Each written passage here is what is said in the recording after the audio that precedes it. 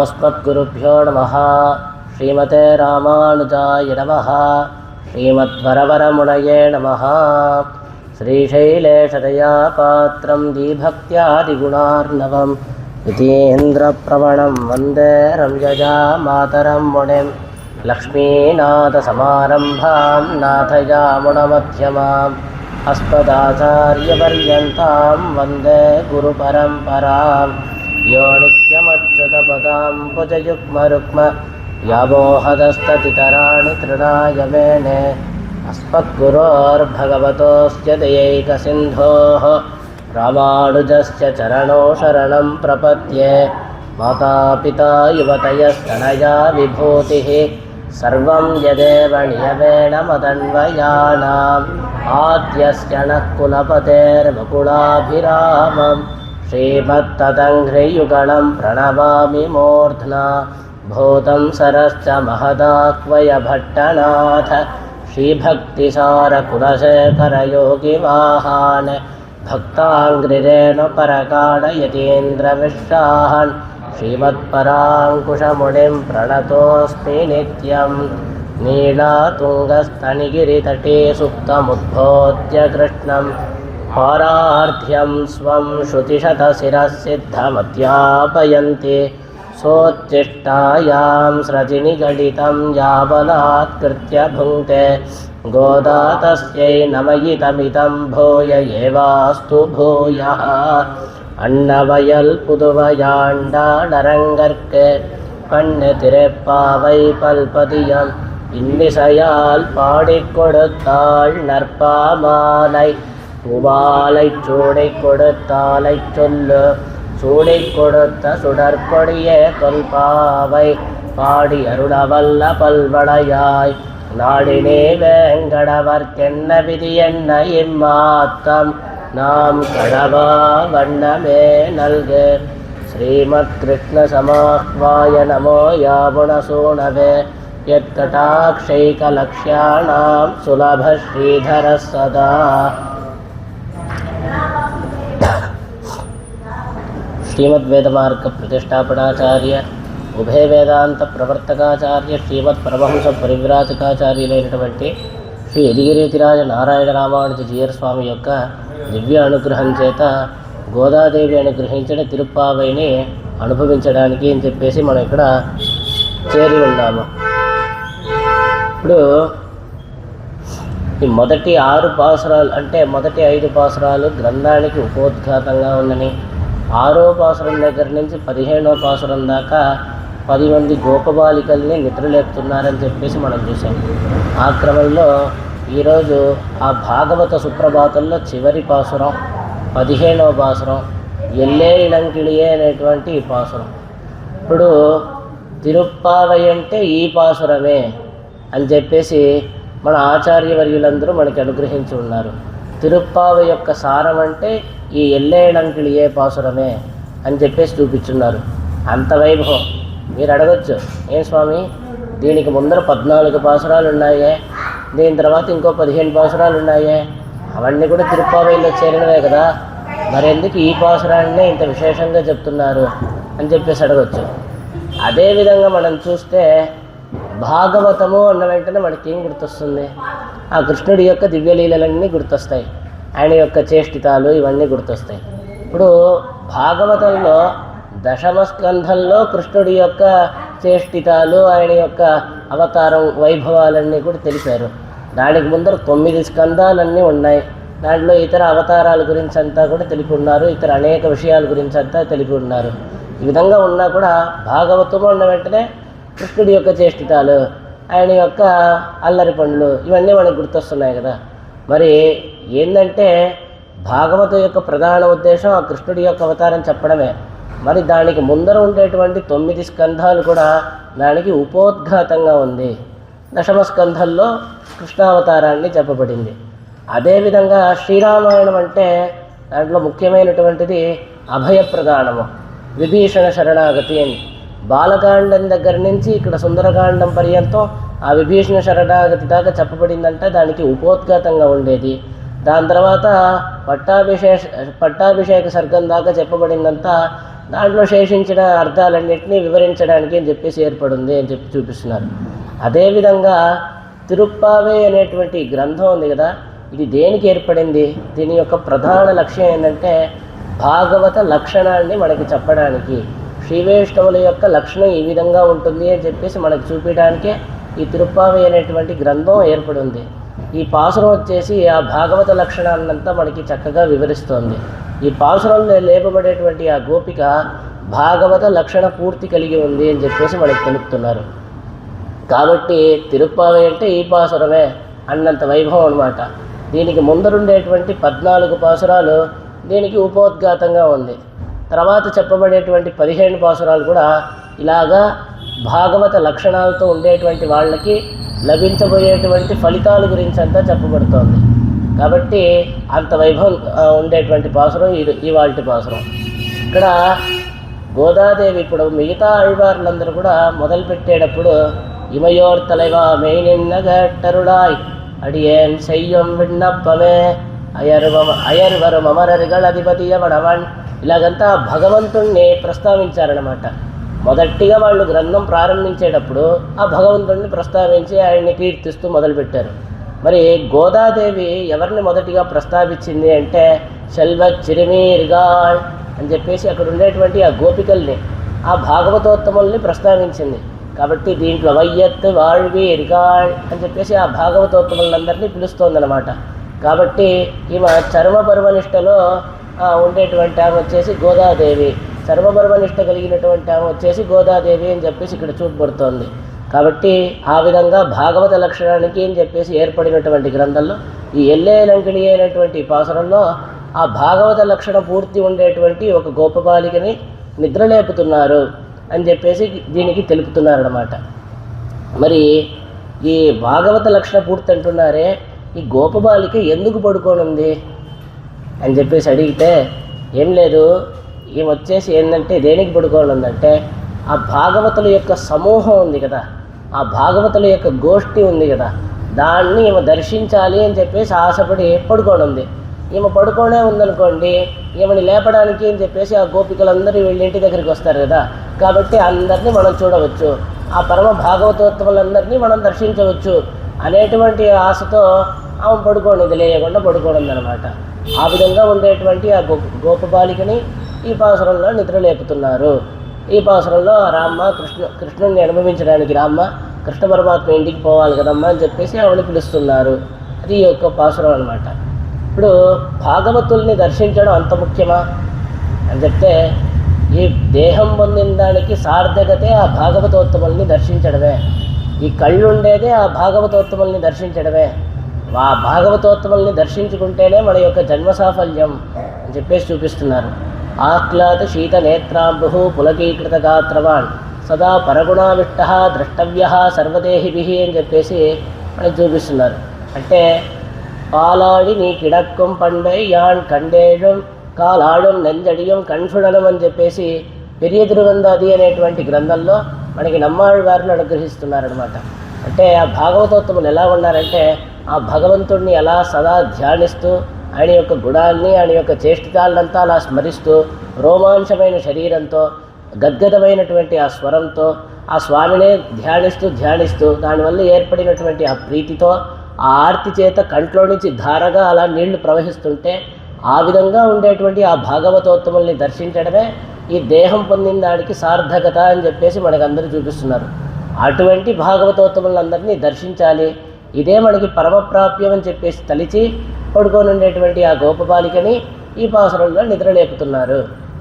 మరి ఎల్లారుడయ తిరక్షియం కాణవేణం నిరుప్పాలు రుత్తియై ఇడుప్పుగిరారుగళ్ అని చెప్పేసి ఈ పాసురం యొక్క అవతారికైని మనకి పెరియవాచాన్బళ్ళి అనుగ్రహించారు. ముందుగా ఈ పాసురాన్ని అనుసంధానం చేసుకుందాం.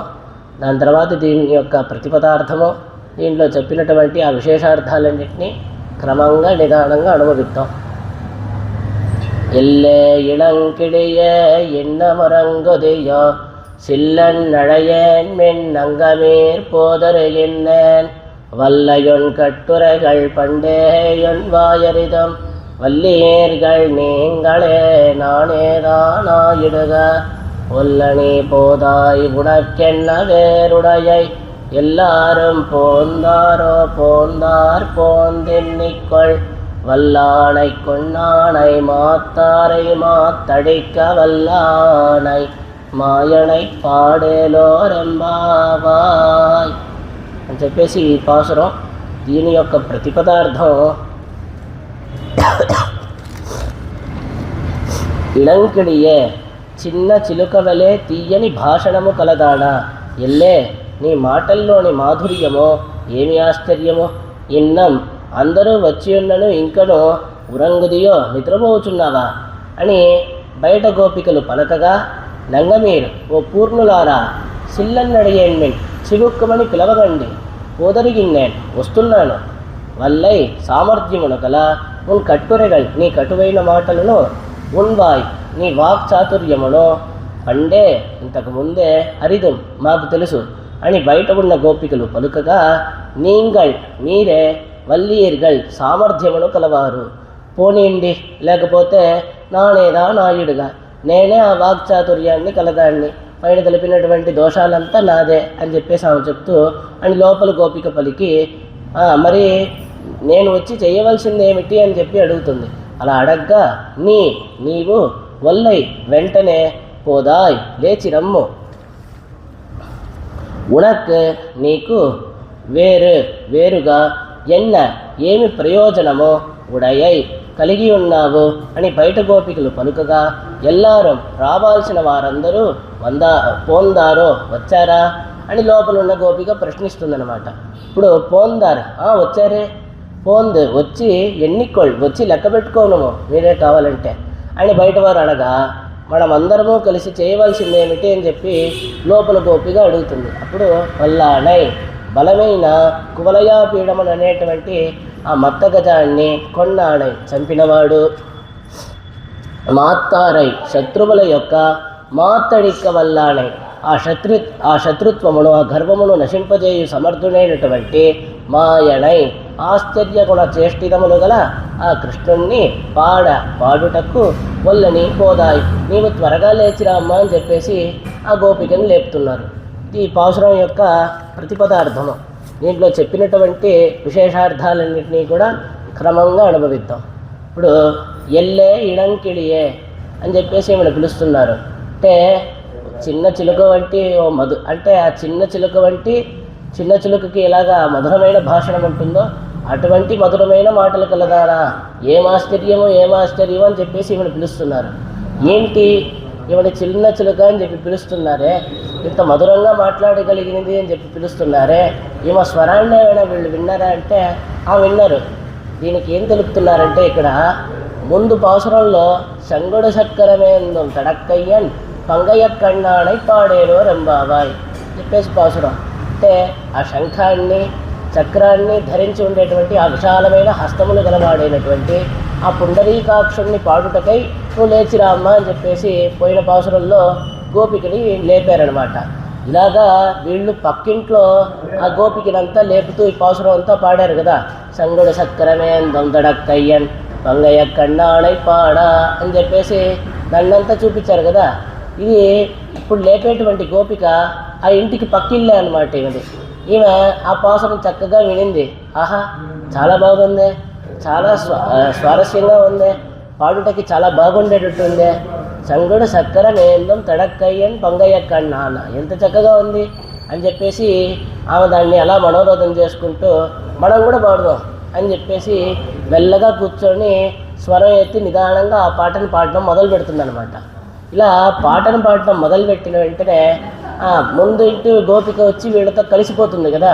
కలిసిన తర్వాత ఒరే ఎవరో ఇక్కడ పాట పాడుతున్నారే, చాలా బాగా పాడుతున్నారే, ఇంత మధురంగా పాడుతున్నారే అని చెప్పేసి ఆ శబ్దం ఏ తట్టు నుంచి వస్తుందో ఆ శబ్దాన్ని అలా వెంబడిస్తూ వచ్చారనమాట.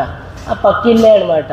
పక్కింటికి వచ్చి ఎంత చక్కగా పాడుతోంది, ఎంత మధురంగా పాడుతోంది, ఎంత చక్కగా పాడుతోంది అని చెప్పేసి ఆ మాధుర్యాన్ని వీళ్ళు అలా పలుకుతూ, ఆ చిన్న చిలుక ఉంటుంది కదా, ఆ చిలుక ఎంత చక్కగా కూస్తుందో అంత మధురంగా ఉంది మా స్వరం అనమాట. కాబట్టి ఎల్లే ఇళంకిడియే అని చెప్పేసి పిలుస్తున్నారు. ఇక్కడ చిలుక అని చెప్పడం ఈమె యొక్క మాటల్లోని మాధుర్యానికి బాగుంది. మరి చిన్న చిలుక అని ఎందుకు అంటున్నారంటే, చిలుక అని చెప్తే ఈమె మాటల్లోని మాధుర్యానికి బాగా పొంతనుంటుంది. కానీ ఈమె యొక్క పరువం ఎటువంటిది అంటే చిన్న పిల్ల అనమాట. ఆ కృష్ణుడికి తగినటువంటి పరువంలో ఉంది. ఈ 6 ఏళ్ళు 7 ఏళ్ళు అనమాట. కాబట్టి ఈ చిలుకల్లో కూడా పెద్ద చిలుక చిన్న చిలుక ఉంది కదా. కాబట్టి ఈమె యొక్క మాధుర్యానికి తగినట్టు చిలుక అని చెప్పారు. ఆ పరువానికి తగినట్టు చిన్న చిలుక అని చెప్పేసి ఈవిడ పిలుస్తున్నారనమాట. మరి పెద్ద చిలుకలు కూడా ఉన్నాయండి అంటే ఉంది. ఆ శుక మహర్షి ఉన్నారు కదా, భాగవత మహాపురాణాన్ని పాడారు కదా. సంస్కృతంలో శుకుడు అంటే శుకర్ అని చెప్పేసి అంటే అది చిలుకని సూచిస్తుంది అనమాట. ఆయన పెద్ద చిలుక, ఈమె చిన్న చిలుక అని చెప్పేసి ఇక్కడ చూపిస్తున్నారు. ఆ విధంగా ఉందన్నమాట. కాబట్టి ఈమె యొక్క మాధుర్యాన్ని తెలపడానికి అని చెప్పేసి ఆ మాటల్లోని మాధుర్యానికి ఆ చిలుకని ఉదాహరిస్తున్నారు. ఆ చిలుకలాగా అంత మధురంగా ఉందమ్మా నీ స్వరము అని చెప్పేసి. అదేవిధంగా ఈమె యొక్క పర్వం ఆ కృష్ణుడికి తగినటువంటి పర్వంలో ఉంది కదా, దాన్ని తెలపడానికి అని చెప్పేసి ఇళంకిలియే అని చెప్పేసి ఇక్కడ చూపిస్తున్నారనమాట. తర్వాత ఎల్లే అంటే ఏంటో తెలుసా? ఏమాశ్చర్యమో ఆ మాటల్లోని మాధుర్యం అంత ఆశ్చర్యంగా ఉంది, అంత అత్యద్భుతంగా ఉంది అని చెప్పేసి దాన్ని వర్ణిస్తున్నారనమాట. ఇప్పుడు ఇన్నమరంగుదియో అంటే వీళ్ళందరూ ఇంత పిలుస్తున్నా కూడా లోపలుండేటువంటి ఆ గోపిక బదులు పలకదనమాట. ఎందుకు బదులు పలకదంటే ఆమె సంగుడి సక్కరమే ఎందుకు తడక్కయ్యాన్ పంగయ్య కన్నాడై పాడేలో రెంబావా అని చెప్పేసి లోపల చక్కగా కృష్ణుడిని స్తుతిస్తోంది, కీర్తిస్తోంది. వీళ్ళు ఎల్లేయడంకిలియే అంటున్నారు, చిన్న చిలుక అని చెప్పి పిలుస్తున్నారు. వీళ్ళకి జవాబు పలికితే ఆమె యొక్క అనుసంధానానికి విఘ్నం ఏర్పడుతుంది కదా, అడ్డు కదా. ఆమె కృష్ణుడిని స్తుతిస్తోంది, దానికి అడ్డు ఏర్పడకూడదు అని చెప్పేసి వీళ్ళు ఇంత పిలుస్తున్నా కూడా ఆమె బదులు పలకకుండా ఉందన్నమాట.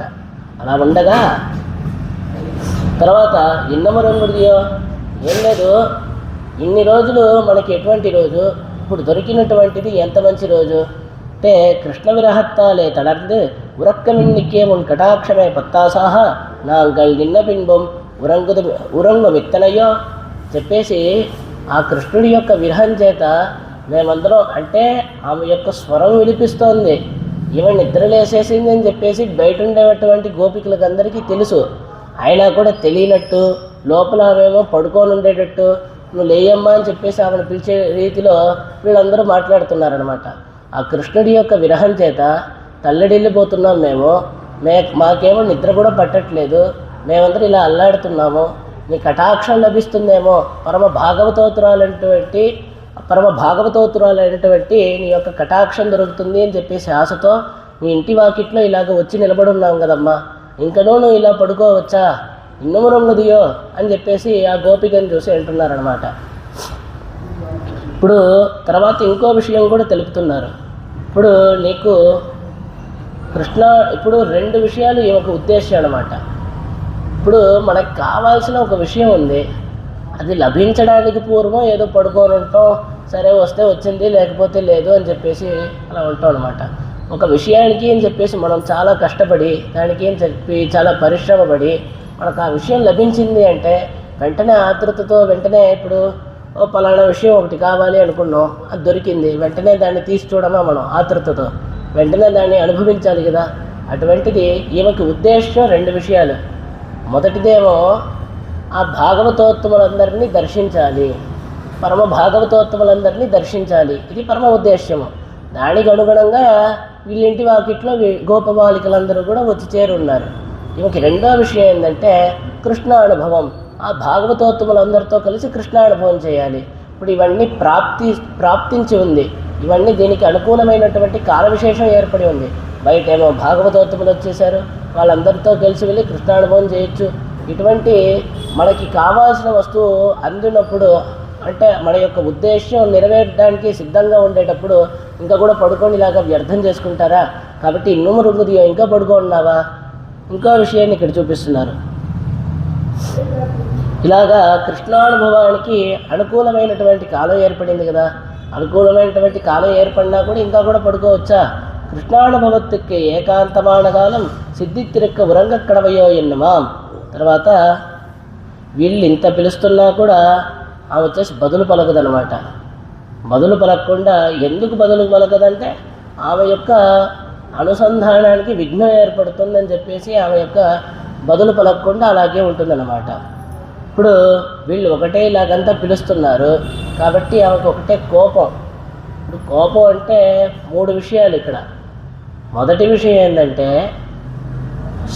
ఈవెని ఎల్లేడంకిడి అని పిలిచిందే ఆమెకి కోపం అనమాట. ఏమమ్మా చిన్న చిల్లక అని చెప్పి పిలిస్తే ఆమెకి ఎందుకు కోపం అని చెప్పి మీరు అడగచ్చు.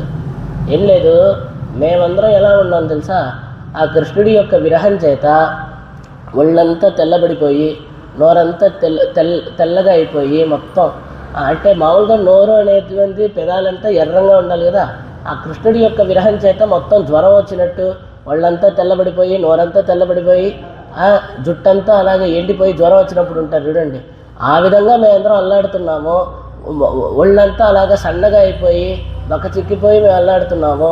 నువ్వు బాగా చిన్న చిలుకలాగా దగదగా మెరుస్తూ, ఆ చిలుక్కి ముక్కు వచ్చేసి ఎర్రంగా ఉంటుంది కదా, ఆ విధంగా ఉందమ్మా నీ నోరు. మా నోరేమో తెల్లగా అయిపోయింది, నీ నోరేమో బాగా ఎర్రంగా ఉంది, నువ్వు సుఖంగా ఉన్నావు అని చెప్పేసి తెలిపేటువంటి రీతిలో ఎల్లేడంకిడి చిన్న చిలుక అని చెప్పి ఈమెను పిలిచింది. ఏమిటి అంత దుఃఖం అనమాట. ఎందుకంటే నేను కూడా అదే విధంగానే కదా ఉన్నాను, వీళ్ళందరూ బయట వచ్చి నిలబడి నన్ను ఎల్లేడంకిడి చిన్న చిలుక అని చెప్పి పిలుస్తున్నారే అని చెప్పేసి ఆమెకి దుఃఖం. కాబట్టి బదులు పలకకుండా ఉంది అని ఇంకో అర్థాన్ని కూడా ఇక్కడ చూపించారనమాట మన పూర్వాచార్యులు. అదేవిధంగా ఇక్కడ వచ్చేసి ఇంకో విషయాన్ని చూపిస్తున్నారు. ఇప్పుడు ఏంటంటే ఆమె చెప్తుంది, చిల్లన్నడి అయింట్మెంట్, నన్ను చివుక్కుమని విసిగించేటట్లుగా మీరు గొంతెత్తి అలా అరవబాకండి, వస్తున్నా నేను ఎక్కడికి రాకుండా ఏం లేను, గొంతెత్తి చివుక్కు అని చెప్పేసి నాకు అసహనం వచ్చేటట్టుగా మీరు వచ్చేసి అరవబాకండి అని చెప్పేసి లోపల నుంచి అంటుందన్నమాట. ఇది సరైన పద్ధతైనా అలా అనడం? అంటే పరమ భాగవతోత్తముల యొక్క శ్రీ సూక్తులు మనకి పరమ ప్రాప్యము, పరమ ప్రయోజనమైనటువంటిది. అటువంటిది ఆ భాగవతులు శ్రీ సూక్తుల్ని వచ్చేసి నాకు విసిగించేటట్లు మాట్లాడబాకండి అని చెప్పేసి చెప్పడం తగునా అని చెప్పేసి ఇక్కడ ప్రశ్న అన్నమాట. అంటే వీళ్ళు చెప్పిన విషయం ఎటువంటిది, ఏమ్మా నీకు ఆ భాగవతోత్తములందరినీ దర్శించాలి, ఇప్పుడు అవన్నీ ప్రాప్తించి ఉండగా నువ్వు లోపల పడుకోవచ్చునా. రెండో విషయం, కృష్ణానుభవానికి అనుకూలమైనటువంటి కాలం ఏర్పడింది, అటువంటి సమయంలో నువ్వు లోపల పడుకోవచ్చునా అని చెప్పేసి ఆ కృష్ణానుభవానికే కదా పిలుస్తున్నారు. ఇదేమైనా తప్పైన విషయమా? అలా ఉండేటప్పుడు నన్ను విసిగించేటట్టు పిలవబాకండి, చిబుక్కమనేటట్టు పిలవబాకండి అని చెప్పేసి నేను లోపల నుంచి పలుకుతోంది. ఇది వచ్చేసి సరైన విషయమేనా అని చెప్పేసి ఇక్కడ చూపిస్తూ దీనికి ఒక అద్భుతమైనటువంటి ఉదాహరణని ఇక్కడ చూపిస్తున్నారు. ఇవర్గల్ వార్తై అసఖ్యమో వెన్నెల్ తిరువాయిమొழி పాడా నిన్నార్ సెల్వర్ ఎడుందరుడయం అసఖ్యమామా పోలే అని చెప్పేసి ఇక్కడ చూపిస్తున్నారు. దీనికి ఒక అద్భుతమైనటువంటి ఐతిహ్యాన్ని చూపిస్తున్నారన్నమాట. ఇక్కడ శ్రీరంగ క్షేత్రంలో చంద్రపుష్కరిణి, ఆ చంద్రపుష్కరిణి యొక్క ఒడ్డులో ఒక పొన్న చెట్టు అనమాట. శ్రీ పరాశర భట్టర్ అనేటువంటి పూర్వాచార్యులు, అంటే భగవద్ రామానుజాచార్యుల యొక్క శిష్యులు కూరత్తాళ్వాణ్. ఆ కూరత్తాళ్వాణ్ యొక్క కుమారులు వచ్చేసి శ్రీ పరాశర భట్టర్. ఆయన వచ్చేసి ఆ పొన్న చెట్టు కిందే కూర్చొని తిరువాయిమొഴి, నమ్మాళ్వారిని అనుగ్రహించినటువంటి ఆ తిరువాయిమొഴి అనేటువంటి ఆ గ్రంథం యొక్క అర్థ విశేషాలన్నింటినీ కూడా చక్కగా తమ శిష్యులకి అందరికీ కూడా వివరిస్తారనమాట. కాలక్షేపము అంటారు. అంటే ఒక గ్రంథం యొక్క ఆ పూర్వాచార్యులంతా కూర్చొని దానిలోని విశేషాలన్నింటినీ శిష్యులకి ఉపదేశిస్తారు కదా, దానికి కాలక్షేపము అని చెప్పేసి పేరు. ఆ విధంగా ఆ పొన్న చెట్టు కింద కూర్చొని తమ యొక్క శిష్యులకి అందరికీ కూడా ఆ తిరువాయిమొഴి యొక్క భగవద్ విషయం కాలక్షేపం చెప్పేటువంటి ఆయన పరాశర భట్టర్. ఆ పొన్న చెట్టు నీళ్లు పోసి పెరిగింది కాదు, ఆ తిరువాయిమొഴിలోని అర్థ విశేషాలన్నీ వింటూ పెరిగిపోయిందంట. అటువంటి ఆ పొన్న చెట్టు అని చెప్పేసి అక్కడ చూపిస్తున్నారు అనమాట. ఇప్పుడు అలాగా పరాశర భట్టరు ఆ పొన్న చెట్టు దగ్గర కూర్చొని తమ యొక్క శిష్యులకి ఆ తిరువాయిమొழிలోని అర్థ విశేషాలన్నీ ఇలాగంతా చెప్పేటువంటి ఒక క్రమంలో ఒకరోజు ఏమవుతుందంటే అక్కడ బలిహరణ అని చెప్పేసి దేవాలయంలో జరుగుతుందన్నమాట. బలిహరణ అంటే అష్టదిక్పాలకులకి వాళ్ళకి కూడా ప్రసాదాన్నంతా వాళ్ళకి కూడా అందజేస్తారు. ఆ క్రమంలో ఏంటంటే బలిబేరం అని చెప్పేసి సెల్వర్ అని చెప్తారు, తిరువరంగ సెల్వరని బలిబేరం అని చెప్పేసి ఆ బలిహరణకి ఒక చిన్న పల్లకులో ఆ మూర్తిని వచ్చేసి వేంచేపు చేసుకొని అలా ప్రదక్షిణంగా వస్తారనమాట. ఇప్పుడు భగవంతుడు ఏం చేస్తున్నారంటే వెంటనే ఏ కాలక్షేపమైనా ఏ ఉపన్యాసమైనా వెంటనే ఆపేసి భగవంతుడి దగ్గరికి వెళ్ళి నమస్కారం పెట్టుకోవాలి కదా. కాబట్టి పరాశర భట్టర్ ఎంతో చక్కగా అక్కడ వివరిస్తున్నారు. అందరూ దాంట్లో లోతుగా అన్వయించి అసలు ఏమాత్రం తమను తామే మర్చిపోయి అంత చక్కగా అర్థాలన్నింటినీ కూడా వింటున్నారనమాట. అటువంటి క్రమంలో ఎప్పుడైతే భగవంతుడు ఏం చేస్తారో ఆయన వెంటనే కాలక్షేపాన్ని ఆపేసి అందరూ కూడా సమూహం అంతా కూడా అలా చెదిరిపోయి అందరూ వచ్చి ఆ భగవంతుడిని దర్శించడానికి అని చెప్పేసి వచ్చేస్తారు. ఇప్పుడు వచ్చిన వెంటనే ఇది తాళలేక ఆ సమూహంలో ఉండేటువంటి ఒక వ్యక్తి ఉంటాడు కదా, ఆయన వచ్చేసి ఏం చెప్తారంటే ఇలాగా సమూహాన్ని అంతా చెదరగొట్టేటువంటి ఆ భగవంతుడిని ఇప్పుడు రమ్మని ఎవరు పిలిచారు, ఆయన ఎందుకు వచ్చాడు అని చెప్పేసి కోపంతో అనేస్తాడనమాట. అంటే ఇప్పుడు తిరువాయుముడిలో చెప్పిందంతా కూడా ఆ శ్రీరంగనాథుడి యొక్క వైభవమే, ఆ శ్రీరంగనాథుడి యొక్క గుణానుభవమే తిరువాయుముడి అనేటువంటి గ్రంథం. ఆ శ్రీరంగనాథుడు నేరుగా వచ్చాడు అంటే ఆ తిరువాయుముడి ఎంత స్వారస్యంగా ఉంది. ఆ భగవంతుడి యొక్క కళ్యాణ గుణాలని అనుభవించేటప్పుడు అలాగా మనం అన్వయం అయిపోయి లోతుగా దాంట్లో అన్వయించిపోయి ఇంకా ఈ ప్రపంచం మనకి ఏం జరుగుతుందో కూడా తెలియదంట, ఆ విధంగా ఉంటుంది. కాబట్టి అప్పుడు నేరుగా భగవంతుడు వచ్చినా కూడా లేదు ఆ తిరువాయుముడియే మేము వినాలి అని చెప్పి అంత రీతిలో వీళ్ళందరూ ఉన్నారు. ఆళ్వార్ల యొక్క శ్రీ సూక్తికి అంత వైభవం అన్నమాట. ఇది తెలిపేటప్పుడు ఆ భగవంతుడే కూడా ఈ తిరువాయుముడి వినేటప్పుడు అంట ఆ శ్రీవైకుంఠనాథుడు ఉన్నాడు కదా, ఈ పక్క శ్రీదేవి ఈ పక్క భూదేవి నీడాదేవి వీళ్ళందరినీ వేంచేపు చేసుకొని అంటే వీళ్ళందరితో కలిసి ఆయన కూర్చొని ఆ నమ్మాళ్ళవారిని వచ్చేసి ఎంతో చక్కగా తిరువాయుముడిని గానం చేస్తూ ఉంటే తలని ఇలా ఊపి ఆయన కూడా ఎంతో స్వారస్యంగా ఈ తిరువాయుముడిని ఆలకించారు అని చెప్పేసి చూపిస్తున్నారు. ఆ భగవంతుడికి ఆనందావహంగా ఉంది అటువంటి తిరువాయుముడి. దాంట్లో చెప్పినటువంటి అర్థాలన్నీ కూడా అంత రసంగా ఉండేటువంటి అర్థాలన్నీ తెలుపున్నారు. అలాగే దాన్ని వింటూ ఉంటే అలా మైమరిచిపోతాం, అటువంటి అర్థాలు అనమాట. కాబట్టి ఆ తిరువాయుముడి కూడా రంగనాథుడి యొక్క గుణానుభవమే. నేరుగా అప్పుడు రంగనాథుడు వచ్చినా కూడా వీళ్ళకి సహించలేకపోయారనమాట. అంటే ఆ తిరువాయుముడి యొక్క వైభవం అటువంటిది అని చెప్పేసి ఇక్కడ చూపిస్తున్నారు. ఎప్పుడైతే ఆ భక్తుడు ఆ విధంగా చెప్పాడో ఇలాగ సమూహాన్ని చెదరగొట్టేటువంటి భగవంతుడిని ఇప్పుడు ఎవరు రమ్మన్నారు అని చెప్పాడు కదా, పక్క రోజు నుంచి అసలు ఆ బలిబేరం ఆ తిరువరంగ చల్వర్ అని చెప్పాం కదా, షల్వర్ అని చెప్పేసి చెప్తున్నాం కదా, ఆయన అసలు బయటికి రావడమే మానేశాడు బలిహరణకి, ఆ విధంగా అనమాట. కాబట్టి ఆ విధంగా ఈమె కూడా కృష్ణానుభవం చేస్తూ లోపల సంగుడు చక్కరం ఏందం తడక్కయ్యని పంగయ్య కన్నాడై పాడా అని చెప్పి అనుసంధానం చేస్తోంది కదా. కాబట్టి ఇప్పుడు లోపల ఈమె అనుసంధానం చేసుకునేది కూడా కృష్ణుడి యొక్క గుణానుభవమే ఈమె అనుసంధానం చేసుకుంటుంది, కృష్ణుడి యొక్క గుణాలనే అనుసంధానం చేసుకుంటుంది. బయట వీళ్ళందరూ పిలిచేది కూడా కృష్ణానుభవానికి పిలుస్తున్నారు. అయినా కూడా దాంట్లో ఉండేటువంటి ఆ స్వారస్యత చేత ఈమెకు వచ్చేసి బయట కృష్ణానుభవం కూడా వద్దు అని చెప్పేసి నన్ను విసిగించేటట్లు పిలవబాకండి, ఒకటే చివుక్కుమని అరవబాకండి, నేను వస్తున్నా అని చెప్పేసి అసహనంతో చెప్తుందన్నమాట. ఆ విధంగా ఉంది అని ఇక్కడ తెలుపుతున్నారు. ఇప్పుడు నంగమీర్ పోదరిగిన్నె ఇప్పుడు நாங்களும் எங்கள் சொல்லும் போராதபடி உன் పూర్తి ఇరందబడి ఏంటంటే శివెట్కెల కూసి అంటే ఏం లేదు, బయట ఉండేటువంటి వాళ్ళందరూ ఇంత లోపల ఒక మాట నేస్తారు, అమ్మా నీ పూర్తి చాలా లక్షణంగా ఉంది, నువ్వు చాలా గొప్పదానివేలే అమ్మా, మాకంతా అందేటువంటి దానివే, నువ్వు అంతా చాలా గొప్పదానివి పెద్దదానివి, నీ స్థాయే వేరు, నీ యొక్క పూర్తి అంతా నీ యొక్క పూర్తి చాలా లక్షణంగా ఉంది, అంత గొప్పదానివి అమ్మా నువ్వు, మేము చెప్పేటువంటి మాటలు కూడా నీకు సహించలేకపోతున్నావు, అసహ్యంగా ఉంది, మా మాటలు కూడా నీకు అసహ్యంగా ఉంది, అందుకే కదా విసిగించేటట్లు మాట్లాడబాకండి అని చెప్పేసి మా మీద కసురుకున్నావు అని చెప్పేసి లోపల బయట ఉండేటువంటి గోపికలందరూ చెప్తారనమాట. చెప్పిన వెంటనే బయట ఉండేటువంటి ఆ గోపిక ఉంది కదా, అంటే బయట ఉండేటువంటి గోపికలందరూ తెలుపుతారనమాట, నీ పూర్తి చాలా చక్కగా ఉందమ్మా, మా మాటలు కూడా నీకు అసహ్యంగా ఉంది, నువ్వు అంత గొప్ప స్థాయిలో ఉండేటువంటి దానివమ్మా అని చెప్పేసి బయట ఉండేటువంటి ఆ గోపికలందరూ తెలపగా లోపల ఉండేటువంటి ఆ గోపిక వచ్చేసి బదులు పలుకుతుంది, సరే మీరు మాట్లాడకుండా ఉంటానంటే చెప్పండి, నేను బయటకు వస్తాను, లేకపోతే వద్దు నేను రాను, ఆ విధంగా చెప్తుందన్నమాట. நீங்கள் வாய் తిరక్క వల్లిగోళాగిల్ నాన్ పురప్పడిగిరేన్ అంటే ఈమె వల్ల లేట్ అయిపోయింది, నీ వల్లే కాలతామదం అయిపోయింది, ఇలాగంతా నా మీదంతా నింద వేయకూడదు. మీరు నోరు తెరవకుండా ఉంటానంటే చెప్పండి, నేను బయటకు వస్తాను, లేకపోతే నేను కూడా రాను అని చెప్పేసి లోపల ఉండేటువంటి ఆ గోపిక తెలుపుతుందన్నమాట. ఇప్పుడు బయట ఉండేటువంటి ఆ గోపికలందరూ పలుకుతారు ఏమనంటే, వల్లే ఉన్ కట్టురెగల్ పండే యున్ వాయరిదం.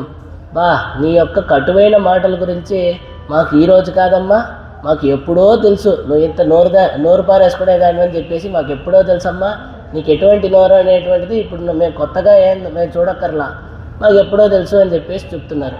అంటే ఆమె ఏం తెలుపుతుందంటే, ఓ పూర్ణులారా నేను బయటకు వస్తున్నాను అంటే నన్ను విసిగించేటట్లు పిలవకండి, ఓ పూర్ణులారా నేను బయటకు వస్తున్నాను నేను అని చెప్పేసి ఏమో తెలుపుతుందన్నమాట.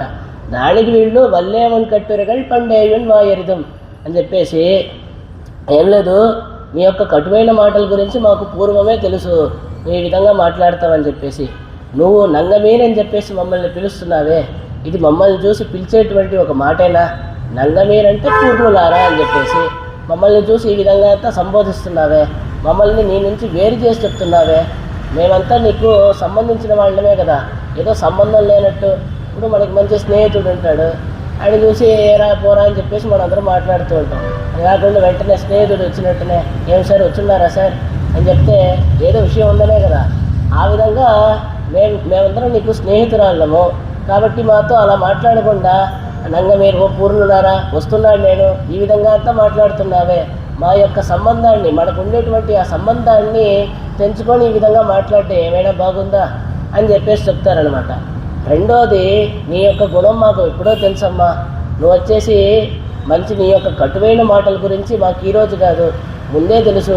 నువ్వు వచ్చేసి చేసేవన్నీ చేస్తావు, చివరికి తప్పంతా ఎత్తి మానెత్తిని పెట్టేస్తావు అని చెప్పేసి బయట ఉండేటువంటి ఆ గోపికలందరూ తెలుపుతారనమాట. కాబట్టి சொல்லித்தை சொல்லி எங்கள் தலையிலே குத்தமாம்படி వార్తై సొల్లవల్లే ఎన్నే మేడం పండే హరియోం ఎన్నమాం అని చెప్పేసి ఇలాగ చెప్పాల్సిందంతా చెప్పేసి చివరికి ఆ దోషాన్నంతా మానెత్తినే పెట్టేస్తావమ్మా. ఇప్పుడు మేము పిలిచాము, నువ్వేం చెప్పావు, నన్ను విసిగించేటట్లు పిలవబాకండి, ఓ పూర్ణులారా నేను వస్తున్నాను ఈ విధంగా అంతా తెలిపి మేమేదో తప్పు చేసినట్టు, మేమేదో తప్పులన్నీ చేసేసినట్టు, నిన్ను పిలవడం తప్పైపోయినట్లు ఆ తప్పంతా మానెత్తిని పెట్టేస్తున్నావు. చూడు, ఈ విషయం అంతా నువ్వు ఈ విధంగా చేస్తావని చెప్పేసి మాకు ముందే తెలుసు నీ యొక్క స్వభావం అని చెప్పేసి బయట ఉండేటువంటి ఆ గోపికలందరూ బదులు పలుకుతారు. పలికిన వెంటనే లోపల ఉండేటువంటి ఆ గోపిక ఈ విధంగా పలుకుతుంది, వల్లీర్గణి గళే. అమ్మా, నాకేం సామర్థ్యం లేదమ్మా, మీ సామర్థ్యం ముందు నాదంతా, మీరే గొప్పవాళ్ళు, మీరే సామర్థ్యం కలిగిన వాళ్ళు అని చెప్పేసి లోపల ఉండేటువంటి ఆ గోపిక తెలుపుతుందన్నమాట. తెలిపి ఇన్నమ్ము రంగుదియో ఎన్నం వల్లై ఎన్నం వల్லையுன் கட்டுரைகள் எண்ணம் வெட்டிமை உங்கள் தன்னோ என்ன உன் வாசலிலே வந்தெடுப்ப சில்லన్నడియేన్మిన్ ఎన్నది ఉన్నదో వెట్టిమై ఎన్న. ఇప్పుడు ఇక్కడ ఏం తెలుపుతున్నారంటే, ఇంకను పడుకొని ఉన్నామని చెప్పేసి తెలిపింది ఎవరు? మీరు. వల్లై అని చెప్పేసి వల్లయున్ కట్టురెగల్, కటువైన అంటే నీ యొక్క అని చెప్పేసి అక్కడ వల్లై అంటే నీ యొక్క కటువైన మాటలు, నువ్వు ఈ విధంగా నీ యొక్క కటువైన మాటల గురించి మాకు ముందే తెలుసు అని చెప్పి తెలిపారు కదా. ఉరంగదియో అనడం చేత పడుకోని ఉన్నావే. వల్లయున్ కట్టురెగల్ అంటే నీ యొక్క కటువైన మాటల గురించి మాకు ముందరే తెలుసు అని చెప్పేసి తెలుపుతున్నావే, అంటే ముందరే మాకు తెలుసు అని చెప్పి తెలిపారు కదా. మీరే కదా నన్ను మీ నుంచి వేరు చేసి మాట్లాడింది, నేనేమైనా మాట్లాడానా? నీ యొక్క కటువైన మాటలు అని చెప్పేసి నన్ను వేరుగా చేసి మాట్లాడింది ఎవరు? మీరే కదా మాట్లాడారు. మరి నాకు తప్పంటారే, అంతా మీదే అని చెప్పేసి లోపల ఉండేటువంటి ఆ గోపిక తెలుపుతుందన్నమాట. అలా తెలిపిన వెంటనే బయట ఉండే వాళ్ళు గమ్ముకుంటారా? వాళ్ళు చెప్తారు, చిల్లన్నడియేన్ మెన్నది ఉన్నదన్నో వెట్టిమయ్యన్న. అంటే మేమంతా పలికాము, ఇవన్నీ చెప్తున్నాము అంటే ఈ విధంగా అంతా మేము చెప్పామని చెప్పేసి మా మీద నిందనంతా చెప్తున్నామమ్మా. నువ్వే కదమ్మా నన్ను విసిగించేటట్లు పిలవకు అని చెప్పింది ఎవరు? నువ్వే కదా చెప్పావు. నన్ను చివుక్కుమనేటట్లు అలా గొంతెత్తి పిలవకండి, ఇదిగో వస్తున్నాను అని చెప్పేసి చెప్పింది ఎవరు? నువ్వే కదమ్మా చెప్పావు, కాబట్టి నీదే దోషము అని చెప్పేసి బయట ఉండేటువంటి ఆ గోపికలందరూ తెలుపుతారనమాట. అంతా తెలిపిన వెంటనే లోపల ఉండేటువంటి గోపిక జవాబు పలుకుతుంది. ఏమనంటే, అది ఎన్ కుత్తమన్నే అది ముంగళ్ కుత్తమే. నేను ఈ విధంగా పలికాను అని చెప్పేసి నా మీద ఆరోపణలు చేస్తున్నారే, నాది దోషం అని చెప్పేసి తెలుపుతున్నారే, ఇది నా దోషం కాదు. ఇదంతా నేను ఈ విధంగా పలికింది కూడా మీ దోషం వల్లే. నేను ఈ విధంగా పలికింది కూడా మీ వల్లే నేను ఈ విధంగా పలకాల్సి వచ్చింది. అంటే నేను ఈ విధంగా పలికింది కూడా మీ దోషమే అని చెప్పేసి తెలుపుతుంది. ఎలాగమ్మా అంటే, நம்முடைய வார்த்தை கேட்க உகக்குமிவளே நம் வார்த்தை அசக்கியமாம் மாம்படியிலே கிருஷ்ண குணங்களிலே அவகாகித்தது என்று உகக்க வேண்டியிருக்க அதிலே தோஷத்தையே ஏறிட்டு உங்கள் தన్నో గుత్తం. అంటే ఇక్కడ ఏం చెప్తున్నారంటే, పూర్వము అంటే ముందర ఈ గోపిక ఎలా ఉండేది అంటే, లోపలుండేటువంటి ఆ పడుకొని ఉండేటువంటి ఆ గోపిక ఉంది కదా, ఆమె ఎటువంటిది అంటే, బయట ఉండేటువంటి మీరందరూ ఉన్నారు కదా, మీరు అనుకోవాలి, అరేరే మనం ఏం మాట్లాడినా కూడా ఎంతో ప్రియంగా వింటుంది, ఎంతో ప్రీతితో వింటుంది, మనం ఏం చెప్పినా కూడా అంత ఇష్టంతో వినేటువంటి ఆ గోపిక ఈరోజు మనం ఈ విధంగా పిలవగానే నన్ను అలా విసిగించేటట్లు పిలవబాకండి అంటోందంటే లోపల ఎంత లోతుగా కృష్ణానుభవం చేస్తోంది అని చెప్పేసి మీరు భావించాలా వద్దా? అంటే ఇక్కడ మీ మీద వచ్చినటువంటి ఆ కోపం కాదు, ఆ కృష్ణానుభవంలో ఉండేటువంటి ఆ యొక్క రస్యత అన్నమాట. దాని మీద అంత మనసు అంటే దాంట్లో అంత లోతుగా అన్వయించాను కాబట్టి మీరు పిలిచేది కూడా నాకు అసఖ్యంగా ఉంది. కాబట్టి మీరేమనుకొని ఉండాలి, మామూలుగా సాధారణ కాలంలో మన మాటలంటే ఎంతో ఇష్టపడేటువంటి ఈ గోపిక మనం మాట్లాడుతున్నా కూడా కాదని చెప్పేసి విసిగించవద్దు అని చెప్పేసి పలుకుతోందంటే అంత లోతుగా కృష్ణానుభవం చేస్తోంది అని చెప్పేసి మీరు అనుకోవాలా వద్దా?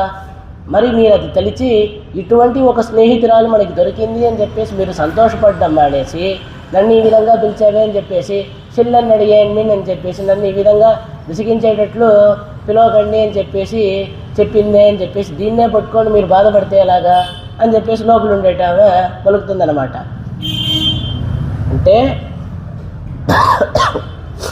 అదిగిడక్క పరస్పర నీచభావై ఎన్నెన్నో స్వరూపం ఇరప్పది ఆగయాలే.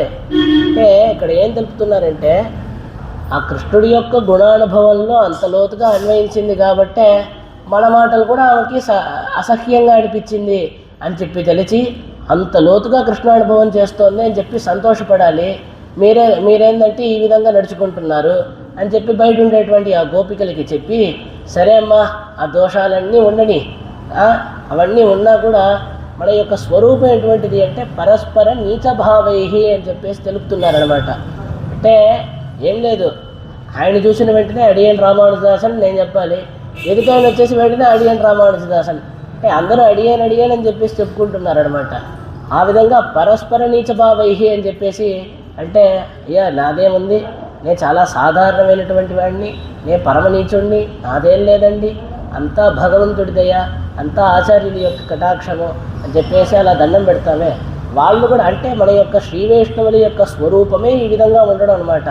అంతా భగవంతుడిదయ్యా, అంతా ఆచార్యవర్యుల యొక్క కటాక్షము, నాదేముంది నీ శనేం నిరవణ్ణమిలే ఎందుకని పాసం వైత పరంజుడర్ సోదికే అని చెప్పేసి నాదేం లేదని చెప్పేసి తెలపడం అనమాట. దీన్నే నాణేత నాయుడుగా అని చెప్పేసి ఇక్కడ చూపిస్తున్నారు. అంటే ఈ పైన పలికిన బట్టి ఆ దోషాలన్నీ ఉండనియండి అమ్మా, మీరే తప్పు చేస్తున్నా ఏమున్నా కూడా ఆ దోషాలన్నీ నాదే అని పెట్టుకుంటాను, నాణేదా నాయుడుగా నేనే దోషం అంతా చేసిందాన్ని అని పెట్టుకోండి. ఇది ఇక్కడ పరమ భాగవత లక్షణంగా చూపిస్తోంది. ఇది చాలా ముఖ్యమైనటువంటి లక్షణంగా చూపిస్తోంది. మనం చెయ్యనటువంటి ఒక తప్పుని కూడా మన మీద ఎవరైనా ఆరోపించారనుకోండి, అంతేలేండి సరేలేండి నేనే అన్ని తప్పు చేశానని చెప్పేసి దాన్ని కాదు అని చెప్పకుండా సరే అని చెప్పి తలూపి ఎవరైనా ఏదో ఒకటి ఆరోపణలు చేశారనుకోండి, అంతేలేండి నేనే చేశానులేండి అని చెప్పేసి ఒప్పుకొని పోతాం చూడండి. అది పరమ భాగవతోత్తముల యొక్క లక్షణంగా ఇక్కడ తెలుపబడుతోంది. ఏ విధంగా స్వామి ఈ విధంగా చెప్తున్నారే అంటే దీనికి ఒక అద్భుతమైనటువంటి విషయాన్ని తెలుపుతున్నారు. పరాశర భట్టర్ అనేటువంటి మహాచార్యులు ఇందాక మనం చూసాం కదా, ఆయన వచ్చేసి శ్రీరంగంలో లోపలికి వెళ్ళి రంగనాథ స్వామిని దర్శనం చేసుకొని ఆ రంగనాథ స్వామి యొక్క గుణాన్నంతా అలా అనుభవిస్తూ అపారంగా స్వామికి ఎంతో స్తోత్రాలంతా చేస్తున్నారనమాట. ఆ విధంగా స్తోత్రం చేసేటప్పుడు బయట కొంతమంది ఉంటారు కదా, ఆయనంటే పడని వాళ్ళు, అంటే ఆయన యొక్క గొప్పతనాన్ని చూసి అలాగా అసూయపడేటువంటి వాళ్ళందరూ కూడా ఉంటారు కదా, వాళ్ళు బయట నిలబడుకొని ఈయనంతా దూషించడం మొదలు పెడతారు. ఆయన ఏం పెద్ద విద్వానా, ఈయనకి అన్నీ తెలుసా, ఈయనకి ఫలానా అర్థం తెలియదు, ఈ విధంగా అంతా మాట్లాడటం మొదలు పెడతారు. ఆయనేమో లోపల రంగనాథ స్వామిని దర్శనం చేసుకొని ఆయన యొక్క గుణానుభవంలో చక్కగా ఆయన్ని ఎంతో అద్భుతంగా స్తోత్రం చేస్తున్నారు, కీర్తిస్తున్నారు. ఈ విధంగా ఉండేటప్పుడు బయట ఏమో మిగతా వాళ్ళు వచ్చేసి ఈయన చూసి అసూయపడేటువంటి వాళ్ళేమో ఈయన చూసి దూషిస్తున్నారనమాట. ఈయన ఫలాంటి ఈయన వైభవం మాకు తెలియదా, ఈ విధంగా అంతా మాట్లాడుతున్నారు. ఆయన లోపల దర్శనం చేసుకొని బయటికి వచ్చినంటేనే ఎవరైతే ఇలా దూషిస్తున్నారో చేతిలో ఉండేటువంటి ఉంగరాలంతా తీసి ఆయన కట్టుకున్నటువంటి మంచి ఆ పట్టు వస్త్రాన్ని షాల్వని అంతా ఆయనకి ఇచ్చేసిపోతారనమాట. వెనకాల ఉండేటువంటి శిష్యులకంతా ఆశ్చర్యం, అరే మనం ఆయన వెనకాలే తిరుగుతున్నాం, మనకి ఒక్క ఉంగరం కూడా ఇవ్వలేదు, ఒక్క షాల్వ కూడా ఇవ్వలేదు, ఈయనేమో బయట నిలబడుకొని ఇన్ని తిట్లు తిడుతున్నాడు, ఆయనేమో పిలిచి చేతిలో ఉండేటువంటి ఉంగరాలంతా ఇచ్చేసాడు, షాల్వ అంతా ఇచ్చారు, ఏంటిది అని చెప్పేసి అంటే పరాశర భట్టరికి తెలియదా, వాళ్ళందరికీ అర్థం కావాలని చెప్పేసి ఆయనే జవాబు పలుకుతారనమాట. ఏమనంటే ఏం లేదు, ఆ శిష్యులు ఇంకో విధంగా అడుగుంటారు. ఏ విధంగా అంటే లేదు ఈయన షాల్వా ఉంగరాలన్నీ ఇచ్చారంటే ఏంది, రేపటి నుంచి వచ్చి వీడు ఈ విధంగా తిట్టకుండా ఉండాలని చెప్పేసి ఇస్తాడు. అంటే ఈ విధంగా ఉంగరాలు షాల్వా ఇచ్చేస్తే రేపటి నుంచి వచ్చి తిట్టాడు కదా, అందుకని ఇచ్చారా, ఈ విధంగా పలు విధాలుగా ఆ శిష్యులందరూ ఆలోచించేటప్పుడు ఆయన పరాశర భట్టరు జవాబు తెలుపుతారనమాట. ఏ విధంగా అంటే ఒక శ్రీ వైష్ణవుడికి నిత్యము 2 పనులు ముఖ్యంగా ఏంటంటే, ఒకటేమో భగవద్ గుణానుసంధానము, భగవంతుడి యొక్క గుణాన్నంతా అలా అనుసంధానం చేసుకోవడం. రెండోది ఏంటంటే స్వదోషానుసంధానము, మనకుండేటువంటి దోషాలంతా కూడా ఒకసారి అలా అనుకోవడం అనమాట. ఈ రెండు ప్రతి శ్రీ వైష్ణవుడికి రోజు చేయాల్సినటువంటి పని అని చెప్పేసి చెప్తున్నారు. ఎందుకండి మన దోషాలను ఎందుకు అనుకోవాలి అంటే, భగవంతుడి యొక్క గుణాలనంతా అలా స్మరించేటప్పుడు అంత గొప్పవాడా భగవంతుడు, ఆశ్రిత వత్సలుడా ఆ భగవంతుడు అని చెప్పేసి ఇలాగా అంటే భక్తవత్సలుడే స్వామి ఉన్నారు కదా, భక్తుల యొక్క దోషాలనే చూడకుండా ఉన్నాడు, అంత సులభుడై ఉన్నాడు, ఆయన యొక్క సౌలభ్యాది గుణాలు ఇవన్నీ మనం చూసేటప్పుడు మనకి ఏమనిపిస్తుంది అంటే, ఆ స్వామి మనల్ని ఎప్పుడూ మనల్ని విడిచిపెట్టడు, మనల్ని ఖచ్చితంగా ఆ స్వామి వచ్చి అనుగ్రహిస్తాడు, ఆయన మనల్ని కటాక్షిస్తాడు అని చెప్పేసి మనకి ఆ నమ్మకం అనేటువంటిది ఏర్పడుతుంది.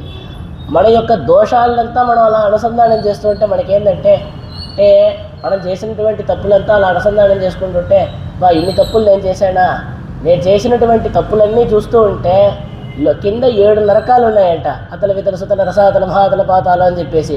ఈ 7 నరకాలు సరిపోదు, కొత్తగా ఇంకో నరకం ఏమైనా ఉంటే కట్టాలన్నమాట, అన్ని దోషాలు ఉన్నాయి మన దగ్గర అని చెప్పేసి. ఈ విధంగా నాకు ఒక మంచి గతి ఏర్పడడానికి అసలు మార్గం ఉందా, నాకు అసలు ఆ భగవంతుడి యొక్క అనుగ్రహం దొరకడానికి ఒక మార్గం ఉందా, ఆయన అసలు నన్ను కటాక్షిస్తాడా, మనకి ఒక ఉత్తమ గతి పొందడానికి అవకాశం ఉందా అని చెప్పేసి మనకి భయం ఏర్పడుతుంది. మనం మళ్ళీ ఇటువంటి దోషాలు చేయకూడదని చెప్పేసి ఒక ఇదే ఏర్పడుతుంది అనమాట. అప్పుడు వెంటనే ఆ భగవంతుడి యొక్క గుణాలంతా అలా అనుసంధానం చేస్తుంటే, ఇటువంటి నన్ను కూడా అనుగ్రహిస్తున్నాడే ఆ స్వామి, అంటే అంత సులభుడై ఉన్నాడే స్వామి, అంత భక్తవత్సలుడై ఉన్నాడే స్వామి, అలా భక్త పరాధీనుడై ఉన్నాడే ఆ స్వామి అని చెప్పేసి ఆ స్వామి యొక్క వైభవం మనకి బాగా అర్థమవుతుందన్నమాట. కాబట్టి ఈ విధంగా ప్రతి శ్రీ వైష్ణవులకి ఈ 2 విషయాలు అనేటువంటిది రోజు చేయాలి అని చెప్పేసి తెలుపుతున్నారు. ఇప్పుడు పరాశర భట్టర్లు తెలుపుతారు, ఆ శ్రీరంగనాథుడి యొక్క గుణాన్నంతా నేను అనుసంధానం చేసుకోవడానికి రోజంతా ఇచ్చినా కూడా నాకు సరిపోవడం లేదు, ఆయన యొక్క గుణానుసంధానంలోనే నా రోజంతా గడిచిపోతుంది, మరి నా దోషాలను అనుకోవడానికి నాకు అసలు సమయమే లేదు, నా దోషాలన్నీ కూడా ఎవరైనా చెప్పేటువంటి వాళ్ళు ఉంటారా, ఆ రంగనాథుడి యొక్క చెవిలో పడే విధంగా చెప్పేటువంటి వాళ్ళు ఉంటారా అని చూస్తున్నాను. ఈరోజు సరిగ్గా ఈయన దొరికాడు, బయట నిలబడి ఆ రంగనాథ స్వామి చెవిలో పడేటట్టు నా దోషాలన్నీ ఆయన చెప్తూ ఉన్నాడు కదా, కాబట్టి నా పని కూడా ఆయనే చేసి పెట్టాడు, కాబట్టి ఈ ఉంగరాలు షాల్వంతా ఆయనకి ఇచ్చేసాను అని చెప్పేసి పరాశర భట్టర్లు తెలుపుతున్నారనమాట. ఇక్కడ ఇంకో విశేషమైన విషయం ఏంటంటే, గాలవుడు అనేటువంటి ఒకడు ఉంటాడనమాట. ఆయన ఎవరంటే విశ్వామిత్ర మహర్షికి శిష్యుడు.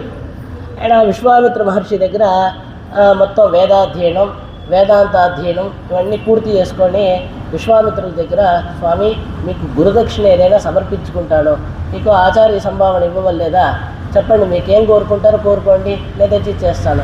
ఆచార్యాయ ప్రియందనమాహృత్య ప్రజాతంతం మావ్యవచ్చేత్సి అని శాస్త్రం మనకి తెలుపుతోంది. ఆచార్యుడికి కావాల్సినటువంటి పదార్థాలన్నీ ఆ శిష్యుడు అనేటువంటి వాడు సమకూర్చి తీసుకొని వచ్చి ఇవ్వాలి అని చెప్పేసి, ఆయనకి ప్రియంగా ఉండేటువంటి వస్తువులన్నీ ఇవ్వాలి అని చెప్పేసి శాస్త్రం విధిస్తోంది.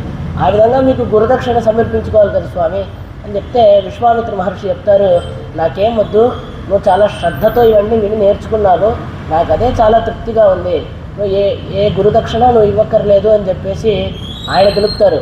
తెలిపిన వెంటనే లేదు లేదు స్వామి, మీకు ఏదో ఒకటి సమర్పించుకుంటేనే కదా నాకు కూడా ఈ విద్య అనేటువంటిది బాగా సిద్ధిస్తుంది, శోభిస్తుంది, కాబట్టి మీరు ఏదో ఒకటి తెలపండి, నేను తీసుకొని వచ్చి మీకు సమర్పిస్తాను అని చెప్పేసి ఆ గాలవుడు అంటాడనమాట.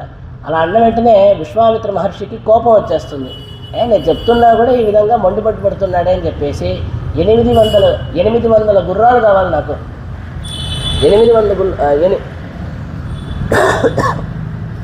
800 గుర్రాలు కావాలి.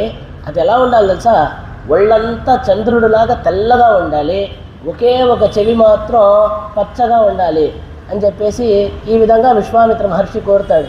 అంటే వీడికి బుద్ధి రావాలని చెప్పేసి ఆయన యొక్క ఉద్దేశం అనమాట. కాబట్టి 800 గుర్రాలు కావాలి, ఒళ్ళంతా తెల్లగా ఉండాలి, ఒకే ఒక చెవి మాత్రం పచ్చగా ఉండాలి అని చెప్పేసి కోరుతాడు. అరేరే ఆచార్యవర్యులు ఈ విధంగా కోరారే అని చెప్పేసి అలా కష్టపడుతూ ఆ గాలవుడు అలా గాలిస్తూ తిరుగుతూ ఉంటే ఆ గాలవుడికి గరుత్మంతుడు వచ్చేసి స్నేహితుడు అనమాట. కాబట్టి ఆ గరుత్మంతుడి దగ్గర ఈ విషయాన్ని తెలుపుతారు. ఈ విధంగా విశ్వామిత్ర మహర్షి కోరారు కాబట్టి నేను వెతుకుతున్నాను, సరే అయితేరా నేను నిన్ను నా సంఖ్యలో పెట్టుకొని ఇలా నడుము మీద ఎక్కించుకొని తీసుకొని వెళ్తా అని చెప్పేసి ఆ గరుత్మంతుడు తెలుపుతాడనమాట. గరుత్మంతుడి మీద స్వామి తప్పితే ఇంకెవ్వరు ఎక్కలేరు. అది ఆయన పరమాత్మకే ఉండేటువంటి ఒక అసాధారణమైనటువంటి చిహ్నము. ఆయన ఒక్కడే గరుడ గమనుడై ఉన్నాడు ఆ స్వామియే అని చెప్పేసి తెలుపుతున్నారనమాట. కాబట్టి పైనంతా ఎక్కించుకోవడం కాదు, ఊరికే సంఖలో పెట్టుకొని కావాలంటే నేను తీసుకొని వెళ్తా అని చెప్పేసి ఆ గరుత్మంతుడు ఆ గాలవుడిని తీసుకొని అలా ఆకాశంలో ఎగురుతూ ఇటువంటి గుర్రాలు ఏమైనా కనిపిస్తాయా అని చెప్పేసి అన్వేషిస్తారు. బాగా పొద్దునంతా తిరుగుతారు, బాగా పొద్దుపోతుంది, సాయంత్రం అయిపోతుంది, చీకట పడుతోంది. కాబట్టి ఇక్కడ ఎక్కడైనా నివసించడానికి ఏదైనా చోటు ఏదైనా దొరుకుతుందా బస చేసుకోవడానికి రాత్రికి, తెల్లవారే మళ్ళీ లేచి మనం వెతకొచ్చు అని చెప్పేసి వాళ్ళు నిర్ణయించుకుంటారనమాట. ఆ విధంగా నిర్ణయించుకొని అక్కడ వెంటనే పోతే అక్కడ ఒక చిన్న ఇంటి ఏదో ఒకటి కనిపిస్తుంది అనమాట. ఒక చిన్న ఇల్లు, దాంట్లో ఏదో ఒక దీపం వెలుగుతూ ఉంటుందన్నమాట. అలా దీపం వెలుగుతూ ఉంటే వెళ్ళి ఆ తలుపు తడతారు. తలుపు తట్టిన వెంటనే లోపల నుంచి ఒక పరమ భాగవతోత్తరాలైనటువంటి ఒక యువతి వస్తుంది. యువతి తలుపు తీసిన వెంటనే గరుత్మంతుడు నిలబడుకున్నాడంటే ఎంత ఆశ్చర్యమో. అయ్యో రాండి అని చెప్పేసి గరుత్మంతుడు కూడా వచ్చిన ఈ గాలవుడికి విశేషంగా ఉపచారాలన్నీ చేసి వీళ్ళకి పడక అవన్నీ కూడా ఏర్పాటు చేసి ఇక్కడ శయనించుండండి అని చెప్పేసి, ఇక్కడ విశ్రమించండి అని చెప్పేసి వాళ్ళకి తెలిపి ఆమె కూర్చొని భగవంతుడిని అలా ధ్యానం చేస్తూ భగవంతుడి యొక్క గుణాలంతా అలా అనుసంధానం చేస్తూ భగవంతుడిని భజన చేస్తూ ఉంటుందన్నమాట. వీళ్ళు ఆ రాత్రి చక్కగా అక్కడ పడుకొని నిద్రపోతారు. పొద్దున లేచిన వెంటనే ఆ గాలవుడు వచ్చేసి తొందరగా నిద్రలేసేస్తాడు. గరుత్మంతుడిని పిలుస్తాడనమాట. రావయ్య వెళ్దాం, మన పనికి మనం బయలుదేరదాం అంటే ఆ గరుత్మంతుడు చూస్తాడు, గాలవా నేను ఎగరలేకపోతున్నానయ్యా అని చెప్పేసి తెలుపుతారు. అంటే నా యొక్క రెక్కలంతా దహించవేయబడింది, నేను అసలు ఎగరలేకపోతున్నాను అని చెప్పేసి ఆ గరుత్మంతుడు తెలుపుతాడనమాట. ఈ గాలవుడు బాగా వేదాంత అధ్యయనం అంతా చేశాడు కదా, కాబట్టి వెంటనే ఆ గరుత్మంతుడిని చూసి అడుగుతాడనమాట, నిన్న రాత్రి నువ్వు అసలు ఏమనుకున్నావు నీ మనసులో అని చెప్పేసి అడుగుతాడు. అడిగిన వెంటనే ఏం లేదు, ఇంత పరమ భాగవతోత్తమరాయనటువంటి యువతి ఉంది కదా, ఈమె ఇక్కడెక్కడో కుగ్రామంలో ఏదో ఉందే, ఇలాగ ఒక కొండ కింద ఇలాగుందే, మంచి ఒక క్షేత్రంలో ఉంటే ఎంత బాగుండేది అని చెప్పేసి నేను తలిచాను అని చెప్పేసి ఆ గరుత్మంతుడు చెప్తాడనమాట. అలా చెప్పిన వెంటనే ఇది ఎంత పెద్ద అపచారము, ఇది పెద్ద భాగవతాపచారము. అంటే ఈ క్షేత్రంలో భాగవతులు ఉండడం కాదు, భాగవతులు ఇటువంటి భాగవతోత్తములు ఎక్కడ నివసించి ఉన్నారో అదే దివ్యక్షేత్రము అని చెప్పేసి ఇక్కడ తెలుపుతున్నారనమాట. అంటే భాగవతులు ఉండేటువంటి చోటును కూడా తక్కువగా మనం ఎంచకూడదు అనేటువంటి విషయాన్ని తెలుపుతున్నారు. ఆ విధంగా ఆ గరుత్మంతుడు తలిచాడు కాబట్టి ఆయన యొక్క రెక్కలన్నీ కూడా దహించవేయబడింది అని చెప్పేసి తెలుపుతున్నారనమాట. అంటే భాగవతాపచారం ఎంత క్రూరమైనటువంటిదో ఇక్కడ తెలుపుతున్నారు. అంటే ఇక్కడ ఇంకో విషయాన్ని తెలుపుతున్నారు, ఏంటంటే ఇప్పుడు ఆ భాగవతాపచారం ఎటువంటిదంటే భగవదపచారం చేసినా కూడా ఏదో ఒకటి భగవంతుడి దగ్గర ఏదో తెలిసి తెలియకుండా ఏదో తప్పులనే చేసామనుకోండి, స్వామి క్షమించు అని చెప్పేసి అడిగితే ఆయన వెంటనే కరుణిస్తాడు, క్షమిస్తాడు. దాన్ని కూడా స్వామి వదిలిపెట్టేస్తారు. కానీ వారి యొక్క భక్తుల దగ్గర, ఆ భాగవతోత్తముల దగ్గర ఎవరైనా అపచారపడ్డారంటే స్వామి ఏనాడు క్షమించడు. అంత క్రూరమైనటువంటిది, స్వామి యొక్క నిగ్రహానికి కారణమైనటువంటిది. ఆ భాగవతాపచారం ఎంత క్రూరమైందంటే ఆత్మ వినాశనానికి హేతు అయి ఉంటుందన్నమాట. అటువంటిది ఆ భాగవతాపచారం. ఆ భాగవతోత్తముల దగ్గర ఒక్కరోజు కూడా ఎటువంటి అపచారము కూడా పడకూడదు అనేటువంటి విషయాన్ని తెలుపుతున్నారు. ఆ భాగవతోత్తముల యొక్క వాళ్ళ యొక్క దోషాన్ని కూడా మనసుతో తలవకూడదు. అంటే మన ఎవరో వాళ్ళ దోషాలన్నీ ఎత్తి చూపించడానికి మనకేం అధికారం ఉంది? ఇప్పుడు దోషాలని లెక్కించడానికి ముగ్గురికి అధికారం ఉందంట. ఒకరికేమో భగవంతుడికి, ఇంకోళ్ళేమో అమ్మవారికి, ఇంకోటేమో యమధర్మరాజుకి. వీళ్ళ ముగ్గురికే ఆ అధికారం ఉంది. మరి భగవంతుడు మన యొక్క దోషాలన్నీ చూస్తున్నారా? ఆశ్రితుల యొక్క దోషాలన్నీ చూస్తున్నారా? భక్తుల యొక్క దోషాలన్నీ చూస్తున్నారంటే ఆయన చూడట్లేదు. ఎన్నడియార్ అది సైయార్ సైదారే నన్ను సైదార్ ఎన్బరు పోలం అని చెప్పేసి పెరియాళ్వార్ తిరుమడి అనేటువంటి గ్రంథంలో శ్రీ విష్ణుచిత్తులు పెరియాళ్వారిని మనకి అనుగ్రహిస్తున్నారనమాట. నా భక్తులు ఏనాడు తప్పు చేయరు. ఇది ఆ భగవంతుడి యొక్క మాట అన్నమాట.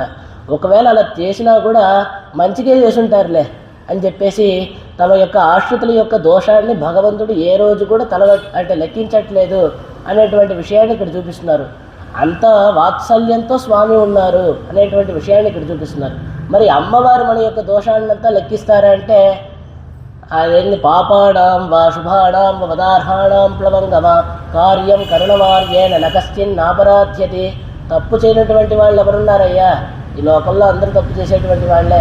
మన యొక్క విషయం ఏంటంటే వాళ్ళ ఎందుకు కరుణ చూపించడమే, తప్పు చేయని వాళ్ళే లేరు కదా అని చెప్పేసి ఈ భాగవతోత్తములు ఆశ్రితుల యొక్క దోషాన్ని అమ్మవారు కూడా ఏ రోజు కూడా చూడట్లేదు. మరి ఆ యమధర్మరాజు మాత్రం చూస్తున్నాడా అంటే మిగతా వాళ్ళందరూ నాకు స్వామి, కానీ శ్రీ వైష్ణవులు నాకు స్వామి అని చెప్పేసి ఆ యమధర్మరాజు కూడా తెలుపుతున్నారనమాట. ఈ భాగవతోత్తముల యొక్క దోషాన్ని లెక్కించడానికి నాకు కూడా అధికారం లేదు. ఎందుకంటే వీళ్ళ యొక్క దోషం ఎటువంటిది నేను మనసులో అనుకున్నా కూడా అది భగవంతుడికి తెలిసిపోతుంది కదా. భగవంతుడు వచ్చేసి ఈయన తల మీద రెండు దెబ్బలు కొడతాడు తర్వాత. కాబట్టి ఆ భాగవతోత్తముల యొక్క దోషాన్ని లెక్కించడానికి నాకు కూడా అధికారం లేదు. వదతికి ఇలా అంటే ఆ యొక్క యమకింకరులు అందరూ ఉంటారు కదా, వాళ్ళు వచ్చి యమధర్మరాజు దగ్గర అడుగుతారనమాట. అడిగిన వెంటనే యమధర్మరాజు దగ్గరికి వచ్చి మీరు ప్రభువా కాదా అని చెప్పేసి అడిగితే నేను అందరికీ ప్రభువు, కానీ శ్రీ వైష్ణవులు నాకు ప్రభువు, వాళ్ళు ఉండేటువంటి ఇంటి దగ్గరికి కూడా మీరు పోబాకండి. ఒకవేళ అలా పోయినా కూడా ఆ ఇంటికి ఒకసారి నమస్కారం చేసి 2 ప్రదక్షిణాలు చేసేసి రండి అని చెప్పేసి తెలుపుతారనమాట. ఆ విధంగా ఉంది భాగవతోత్తముల యొక్క వైభవము.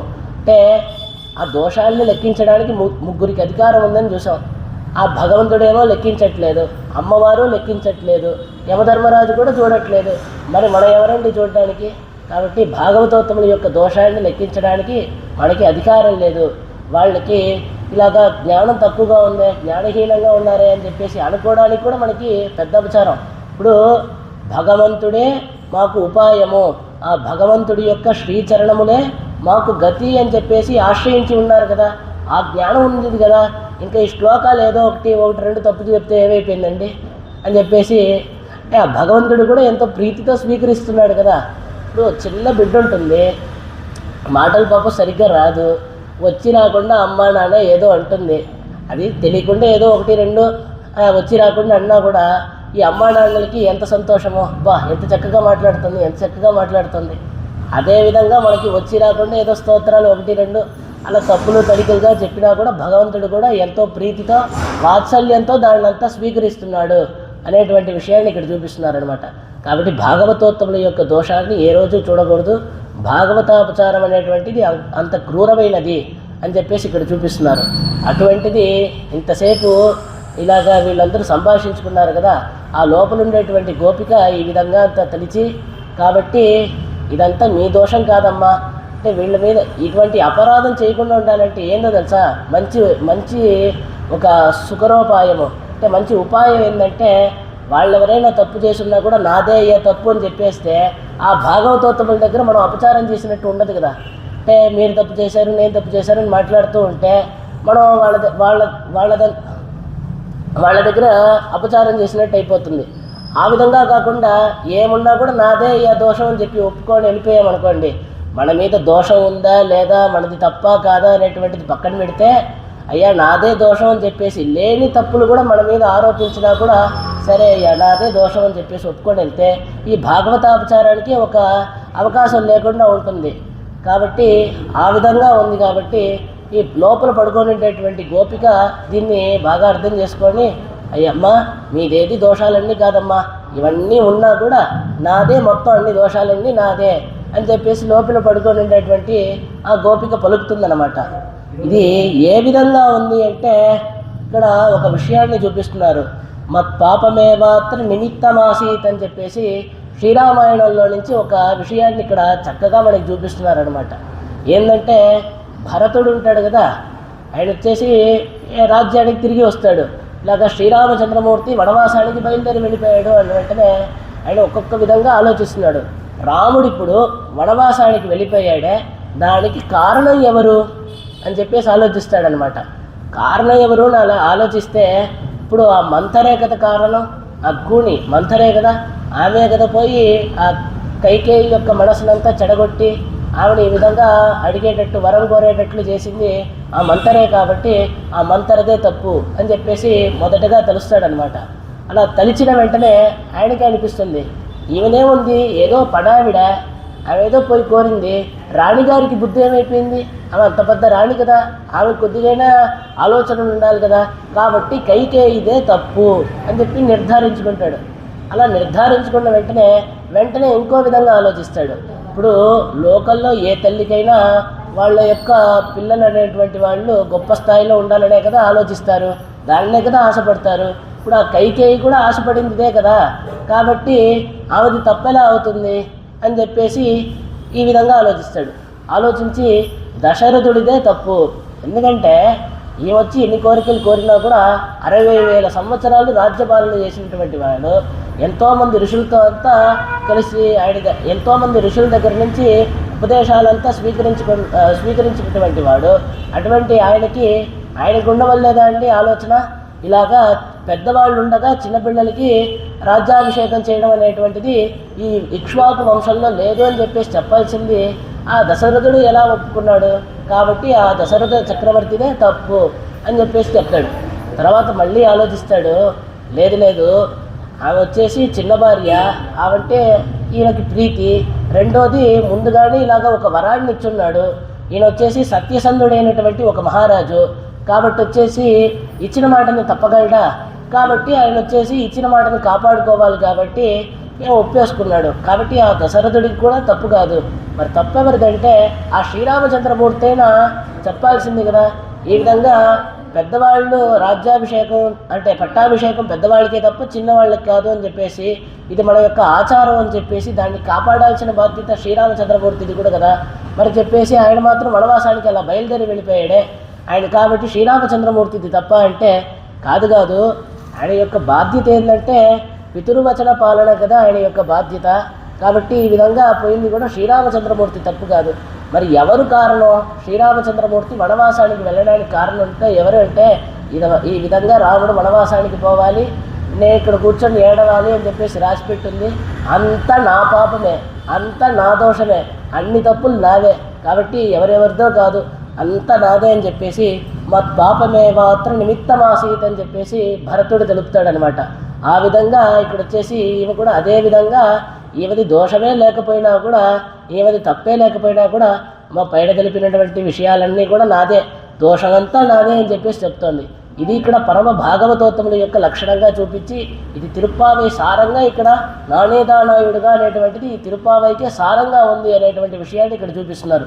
ఈ విధంగా భాగవతుల యొక్క లక్షణం ఉంటుంది అని చెప్పి తెలిపి వల్లనీ పోదా ఇప్పుడు ఉంగళకు చెయ్య వేండువదెల్లెన్న అంటే లోపల ఉండేటువంటి ఆ గోపిక ఈ విధంగా దోషమంతా నాదే అమ్మ అని తెలిపి లోపల ఉండేటువంటి గోపిక అడుగుతుంది, ఇప్పుడు నేను మీకు చేయవలసిన పనేమిటి అని చెప్పేసి తెలుపుతుంది. అలా అడిగిన వెంటనే బయట ఉండేటువంటి వాళ్ళందరూ సమాధానం పలుకుతున్నారు. వల్లనీ పోదాయ్ అంటే శీఘ్రంగా లేచిరా అమ్మ అని చెప్పేసి, త్వరగా లేచిరా అని చెప్పేసి ఇక్కడ పిలుస్తున్నారనమాట. தங்களுக்கு ஒரு க்ஷணமும் இவளையுடைய செல்லாமையாலே எங்கள் திரளிலே సడక్కెడ పుగుందుగుడనిల్లాయ్ అంటే నువ్వు లేకుండా ఒక క్షణం కూడా మేము ఉండలేకపోతున్నాం. కాబట్టి మా యొక్క సమూహంలో నువ్వు వెంటనే వచ్చి కలుసుకో, ఏమాత్రం ఆలస్యం చేయబాక, శీఘ్రంగా వచ్చి మా యొక్క సమూహంలో నువ్వు కూడా కలుసుకో అమ్మా అని చెప్పేసి ఆమెను పిలుస్తారనమాట. పిలిచి ఇలాగా భాగవతోత్తముల యొక్క సమూహంలో చేరడమే కదండి పరమప్రాప్యము.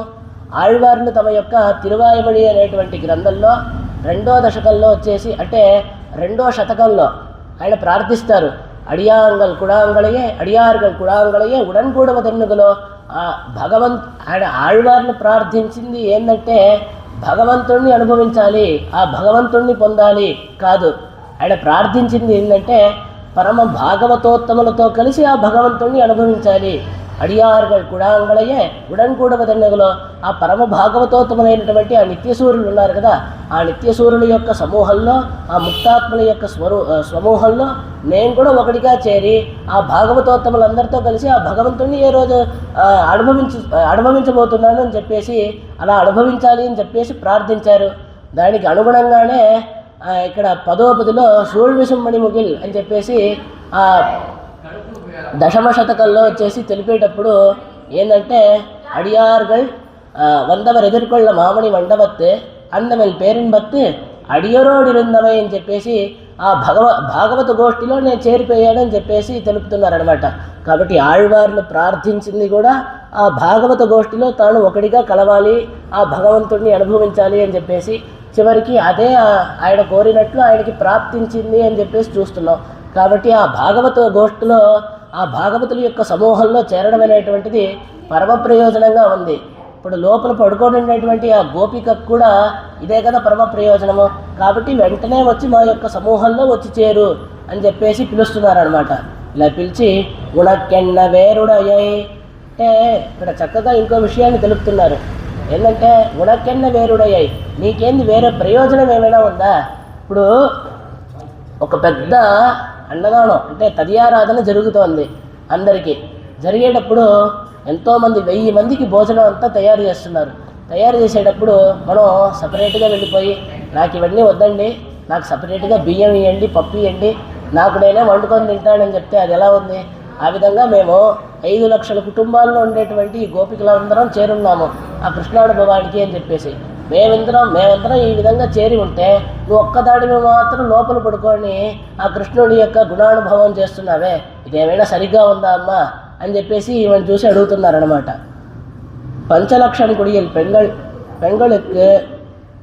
பெண்களுக்கு உள்ளதொழிய தனியே ஸ்வயம் பாகம் பண்ணுவாரை పోలే ఉనకు వేరే శ్రముండో అని చెప్పేసి ఇక్కడ ఇంకో విషయాన్ని కూడా చూపిస్తున్నారు. ఆ పరమ భాగవతోత్తములతో కలిసి ఆ భగవంతుణ్ణి అనుభవించడమే పరమప్రాప్యం. ఆ భాగవతోత్తముల్ని వదిలేసి నేను సపరేట్గా భగవంతుణ్ణి నేను అనుభవిస్తాను, భగవంతుణ్ణి వెళ్ళి దర్శిస్తాను అని చెప్తే ఇది దేనికి సమానం తెలుసా? ఏం లేదు, ఇతర దేవతాంతరముల్ని భజనం చేస్తే ఎటువంటిదో ఆ విధంగా భాగవతోత్తముల్ని వదిలేసి ఆ భగవంతుడిని వెళ్ళి దర్శనం చేస్తే దాంతో సమానం అని చెప్తున్నారు. అంటే ఇక్కడ ఏంటంటే భగవంతుడే పరమాత్మ, ఆయనే పరమపురుషుడు, ఆయనకి సమానమైన వాళ్ళు, ఆయన కంటే మేలైన వాళ్ళు ఎవరూ లేరు. అటువంటి ఆ భగవంతుణ్ణి వదిలేసి ఇతర దేవతాంతరములంతా భజనం చేస్తే ఎటువంటి విషయమో అదేవిధంగా పరమ భాగవతోత్తములతో కలిసి ఆ భగవంతుణ్ణి అనుభవించకుండా ఈ భాగవతోత్తముల యొక్క సంబంధాన్ని వదిలేసి ఆ భగవంతుడి దగ్గరికి వెళ్తే అలాగే దేవతాంతరముల్ని భజనం చేస్తే ఎటువంటిదో ఆ విధంగా ఉంది, దాంతో సమానము అని చెప్పేసి చూపిస్తున్నారు. అంటే ఆ భాగవతోత్తములతో కలిసి భగవంతుడిని వెళ్ళి చేరడమే, ఆ భాగవతోత్తములతో కలిసి ఆ భగవంతుడి అనుభవం పొందడమే పరమ ప్రయోజనం అని చెప్పేసి ఇక్కడ తెలుపుతున్నారు. ఇక్కడ ఒక ఉదాహరణను కూడా ఇక్కడ తెలుపుతున్నారు. అంటే క్రిమికంటక చూడడం అని చెప్పేసి తెలుపుతారనమాట. దానివల్ల ఎంతో ఉపద్రవాలు. భగవద్ రామానుజాచార్యులు కూడా శ్రీరంగాన్ని వదిలిపెట్టి తిరునారాయణపురానికి వెళ్ళారనమాట ఈ రాజు యొక్క ఉపద్రవం చేత. అటువంటి ఒక కాలంలో ఏం లేదు, ఈయన కురత్తాళ్వాన్ ఉంటారు కదా, ఆయన శ్రీరంగనాథుడిని దర్శనం చేసుకోవాలని చెప్పేసి ఆ శ్రీరంగం కోవిల్ లోపలికి పోతున్నారనమాట. ఆ శ్రీరంగం దేవాలయం లోపలికి వెళ్ళేటప్పుడు బయట 2 కాపలాదారులు లేదు మీరంతా లోపలికి పోకూడదు, మీకు అనుమతి లేదు అని చెప్తాడు ఒకడు. ఇంకోటి వచ్చేసి లేదు లేదు మీరు చాలా మంచివాళ్ళు, మీరు పోవచ్చు అని చెప్పేసి ఇంకోటి పంపిస్తాడు. ఏంది ఒకడు అనుమతి ఉందంటున్నాడు, ఒకడు లేడు అంటున్నాడు, ఏమైపోయింది, ఏంది ఏమైనా ఆంక్షలు ఏమైనా ఉన్నాయా అండి అని చెప్పేసి అడుగుతారు. ఆయన అడిగిన వెంటనే అవును, రాజు యొక్క ఆజ్ఞ రామానుజాచార్యుల యొక్క సంబంధం ఉండేవాళ్ళని, భగవద్ రామానుజాచార్యుల యొక్క శిష్యుల్ని కానీ వారి యొక్క సంబంధం ఉండేటువంటి వాళ్ళని కానీ దేవాలయం లోపలికి పంపించవద్దు అని చెప్పేసి రాజు యొక్క ఆజ్ఞ కాబట్టి అని చెప్పేసి తెలుపుతారనమాట. కానీ మీరు వెళ్ళండి, మీరు ఎవరికీ విరోధులు గారు, మీరు చాలా మంచివారు కాబట్టి మీరు కావాలంటే వెళ్ళండి అని చెప్పేసి ఆ కూరత్తాడు వాడికి తెలిపిన వెంటనే ఆయన వెంటనే పరుగున దేవాలయం దగ్గర నుంచి బయటికి పరుగుతుకుంటూ వచ్చేస్తాడు.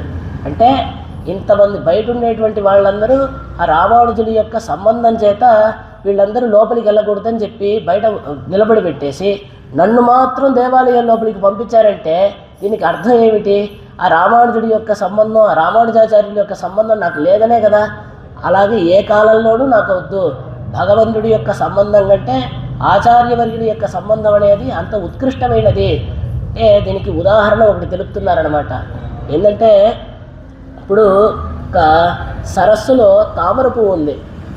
సరస్సు ఆ నీళ్లల్లో తామర పువ్వు ఉండేటువంటి విషయం, ఆ నీళ్లల్లో తామర పువ్వు ఉండేటంత వరకు సూర్యుడి యొక్క కిరణాలు వచ్చేసి ఆ తామర పువ్వుని వికసింపజేస్తోంది. కానీ ఆ సరస్సు నుంచి ఆ తామర పువ్వుని ఎవరైనా కోసి బయటపడేశారనుకోండి, అదే సూర్యుడి యొక్క కిరణాలు దాన్ని వాడిపోయేటట్టు చేస్తుంది.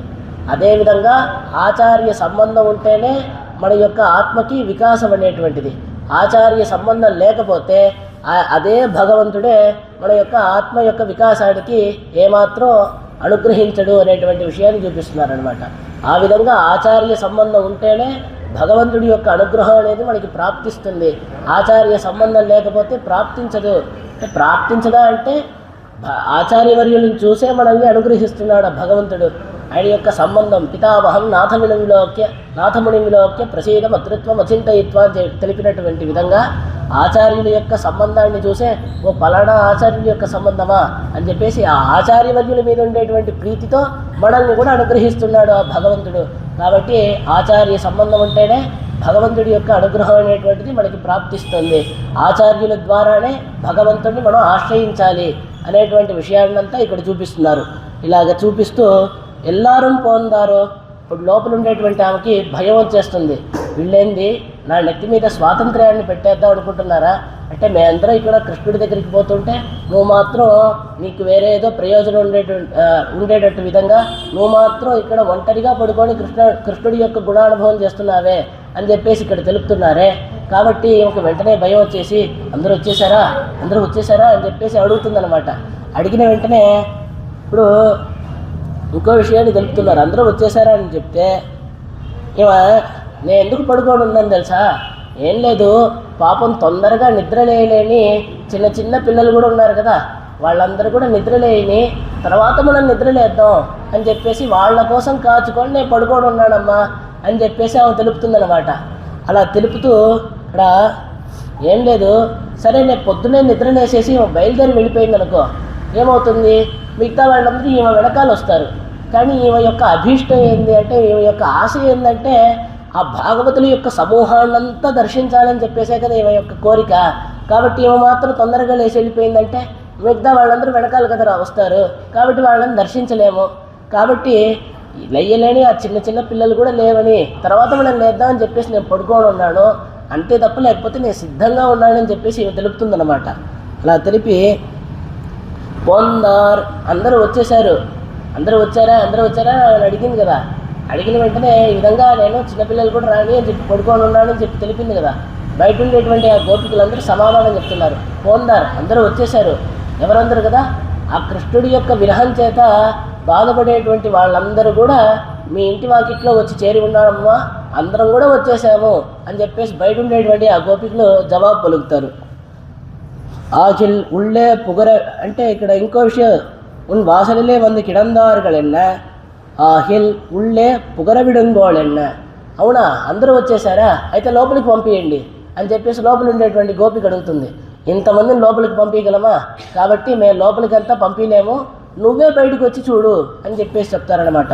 పోందు ఎన్నికొள் పురప్పట్టే மெய்காட்டுக்கொள் కొళ్ళుగైక ప్రయోజనం తనితనియే పార్కయం అనుభవిక్కయం అని చెప్పేసి ఇక్కడ తెలుపుతున్నారనమాట.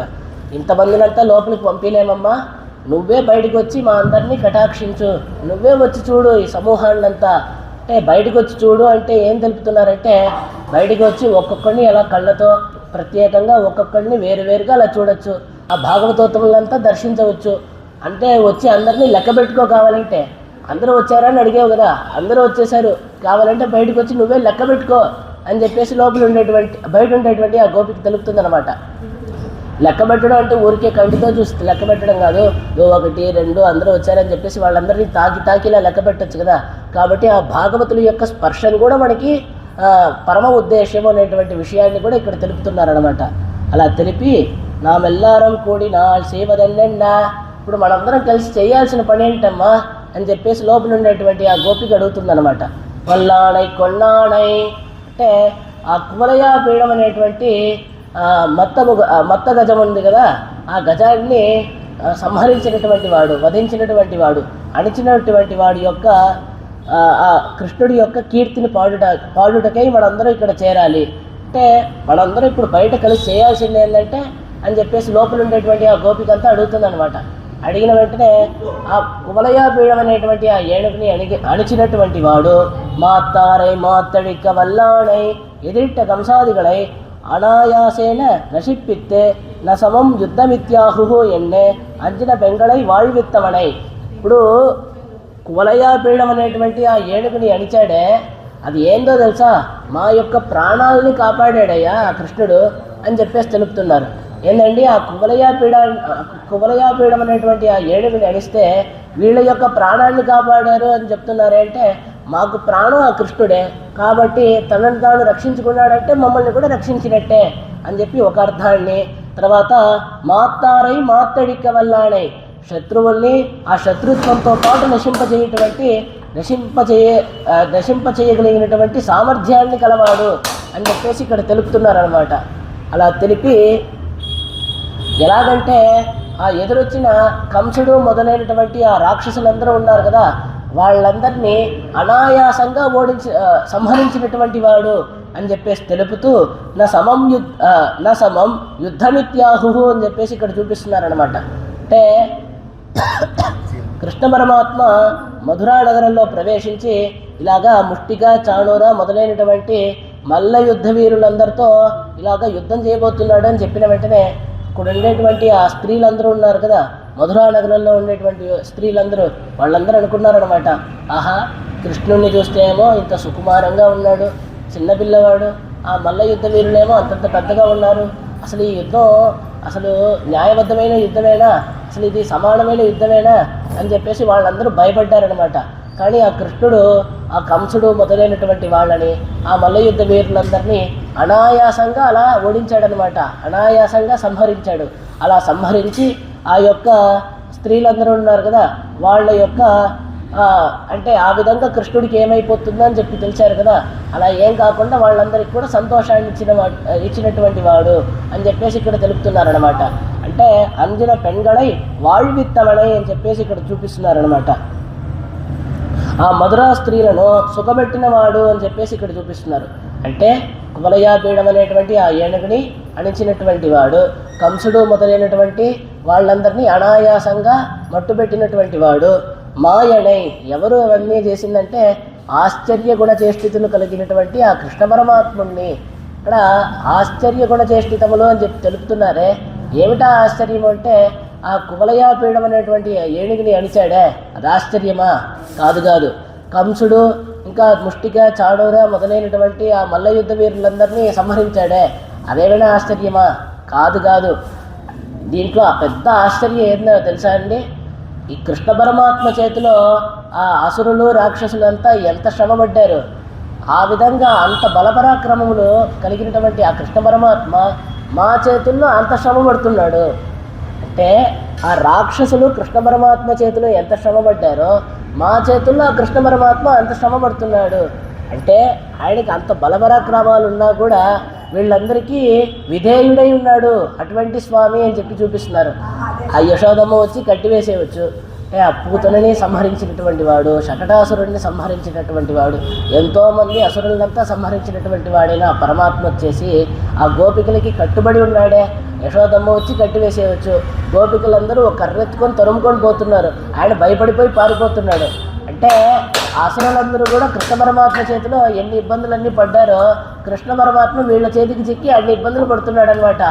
ఆ విధంగా అంత విధేయుడై ఉన్నాడు. అటువంటి ఆశ్చర్య గుణ చేష్టితములు అంటే అంత పరాక్రమం ఉన్నా కూడా అంత సులభుడై స్వామి ఉన్నారు, అంత సౌలభ్యంతో ఉన్నారు ఆ స్వామి, ఆశ్రితులకి సులభుడై ఉన్నాడు ఆ స్వామి అని చెప్పేసి ఆ విధంగా ఆశ్చర్య గుణ చేష్టితములు కలవాడు అని చెప్పేసి తెలుపుతూ వల్లాణై కొన్నాణై. అక్కడ ఇంకో విషయాన్ని ఇక్కడ చూపిస్తున్నారు. ఆ కువలయ పీడాన్ని ఏ విధంగా సంహరించాడో అదేవిధంగా మాలోని స్త్రీత్వాభిమానాన్ని కూడా సంహరించాడు, నశింపజేశాడు అని చెప్పి చూపిస్తున్నారు. ఏంటండి ఆ స్త్రీత్వాభిమానం అంటే, ఇల్లు వదిలి మేము బయటికి రాము, ఇంట్లోనే ఉంటాము, కృష్ణుడు వస్తే వచ్చాడు లేకపోతే లేదని ఉండేటువంటి వాళ్ళము. అటువంటిది మమ్మల్ని అందరినీ ఇప్పుడు బయలుదేరి వ్రతము అని చెప్పేసి ఇంటింటికి తిరిగిపిచ్చి అందరినీ రప్పిస్తున్నాడు కదా, ఆయన యొక్క దివ్యమైన చేష్టితాలతో, ఆయన యొక్క గుణాలతో, ఆయన యొక్క రూప సౌందర్యంతో. కాబట్టి అటువంటి వాడు అని చెప్పేసి వల్లాడై కొన్నాడై అనేటువంటి దానికి ఇంకో అర్థాన్ని, అదేవిధంగా మాత్తారై మాత్తడిక్క వల్లాడై అనేదానికి చాణూర ముష్టికాదిగళై నిరసిత్తాప్పోలే நம்மை தம்மோடு சேரவட்டாத ఇడయరుడయ సంకల్పత్తై పోక్కినవడై. అంటే ఆ ముష్టిక చాణూర మొదలైనటువంటి మల్ల యుద్ధ వీరుల్ని ఏ విధంగా నశింపజేశాడో అదేవిధంగా కృష్ణుడు ఇంకా ఈ గోపికలు కలవకూడదు అని చెప్పేసి సంకల్పించినటువంటి ఆ గోపవృద్ధులు ఉన్నారు కదా, ఆ సంకల్పాన్ని కూడా చెదరగొట్టినటువంటి వాడు. అటువంటి వాడు మాయణై అంటే ఇలాగా ఎదిరిగళై తాన్ తోర్పిక్కమా పోలే నమ్ కయ్యిలే తోత్వం ఆశ్చర్యభూతనై. అంటే ఎదురొచ్చినటువంటి ఆ రాక్షసులందరినీ కూడా అలాగా ఓడగొట్టేటువంటి వాడు మా చేతుల్లో ఓడిపోయాడే, ఇదేం ఆశ్చర్యము, ఆ సౌలభ్యం ఎటువంటిది, ఆ భగవంతుడు ఎంత సులభుడై ఉన్నాడు. ఈ విధంగా ఆ భగవంతుడి యొక్క శీలాది గుణములంతా పాడడానికి అని చెప్పేసి నువ్వు లేచిరా అమ్మ పాడుటకు మాయనై పాడేలో రెంబావాయ్ అని చెప్పేసి చూపిస్తూ ఆ భగవంతుడిని ఈ విధంగా పాడుటకని చెప్పేసి కీర్తించడానికి అని చెప్పేసి నువ్వు లేచిరామ్మా అని చెప్పి ఈ పాసురాన్ని ఇక్కడికి చెప్తున్నారు. ఈ విధంగా 10 మంది గోపికల్ని లేపింది ఆ గోకులంలో ఉండేటువంటి 5 లక్షల గోపబాలికల్ని లేపిన దానికి ఉపలక్షణంగా ఉంది. రేపు వీళ్ళందరూ కలిసి ఆ కృష్ణ పరమాత్మ ఇంటి వాకిటికి వెళ్తారు. కాబట్టి రేపు నాయగణాయ నిన్న నందగోపురుడిగా కోయిల్ కాపాడే అని చెప్పేసి అద్భుత పాసురం, దాని యొక్క విశేషార్థాలన్నింటినీ కూడా రేపటి ఉపన్యాసంలో అనుభవిద్దాం.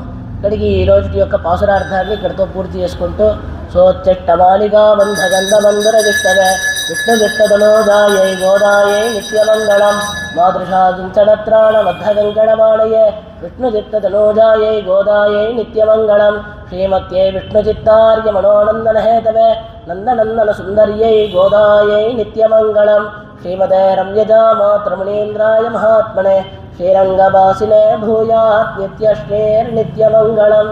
ஆண்டாள் திருவடிகளே சரணம், எம்பெருமானார் திருவடிகளே சரணம், ஜீயர் திருவடிகளே சரணம். यतिराज यतिराज यतिराज जय हो, यतिराज यतिराज रामानुज जय हो, रामानुज जय हो.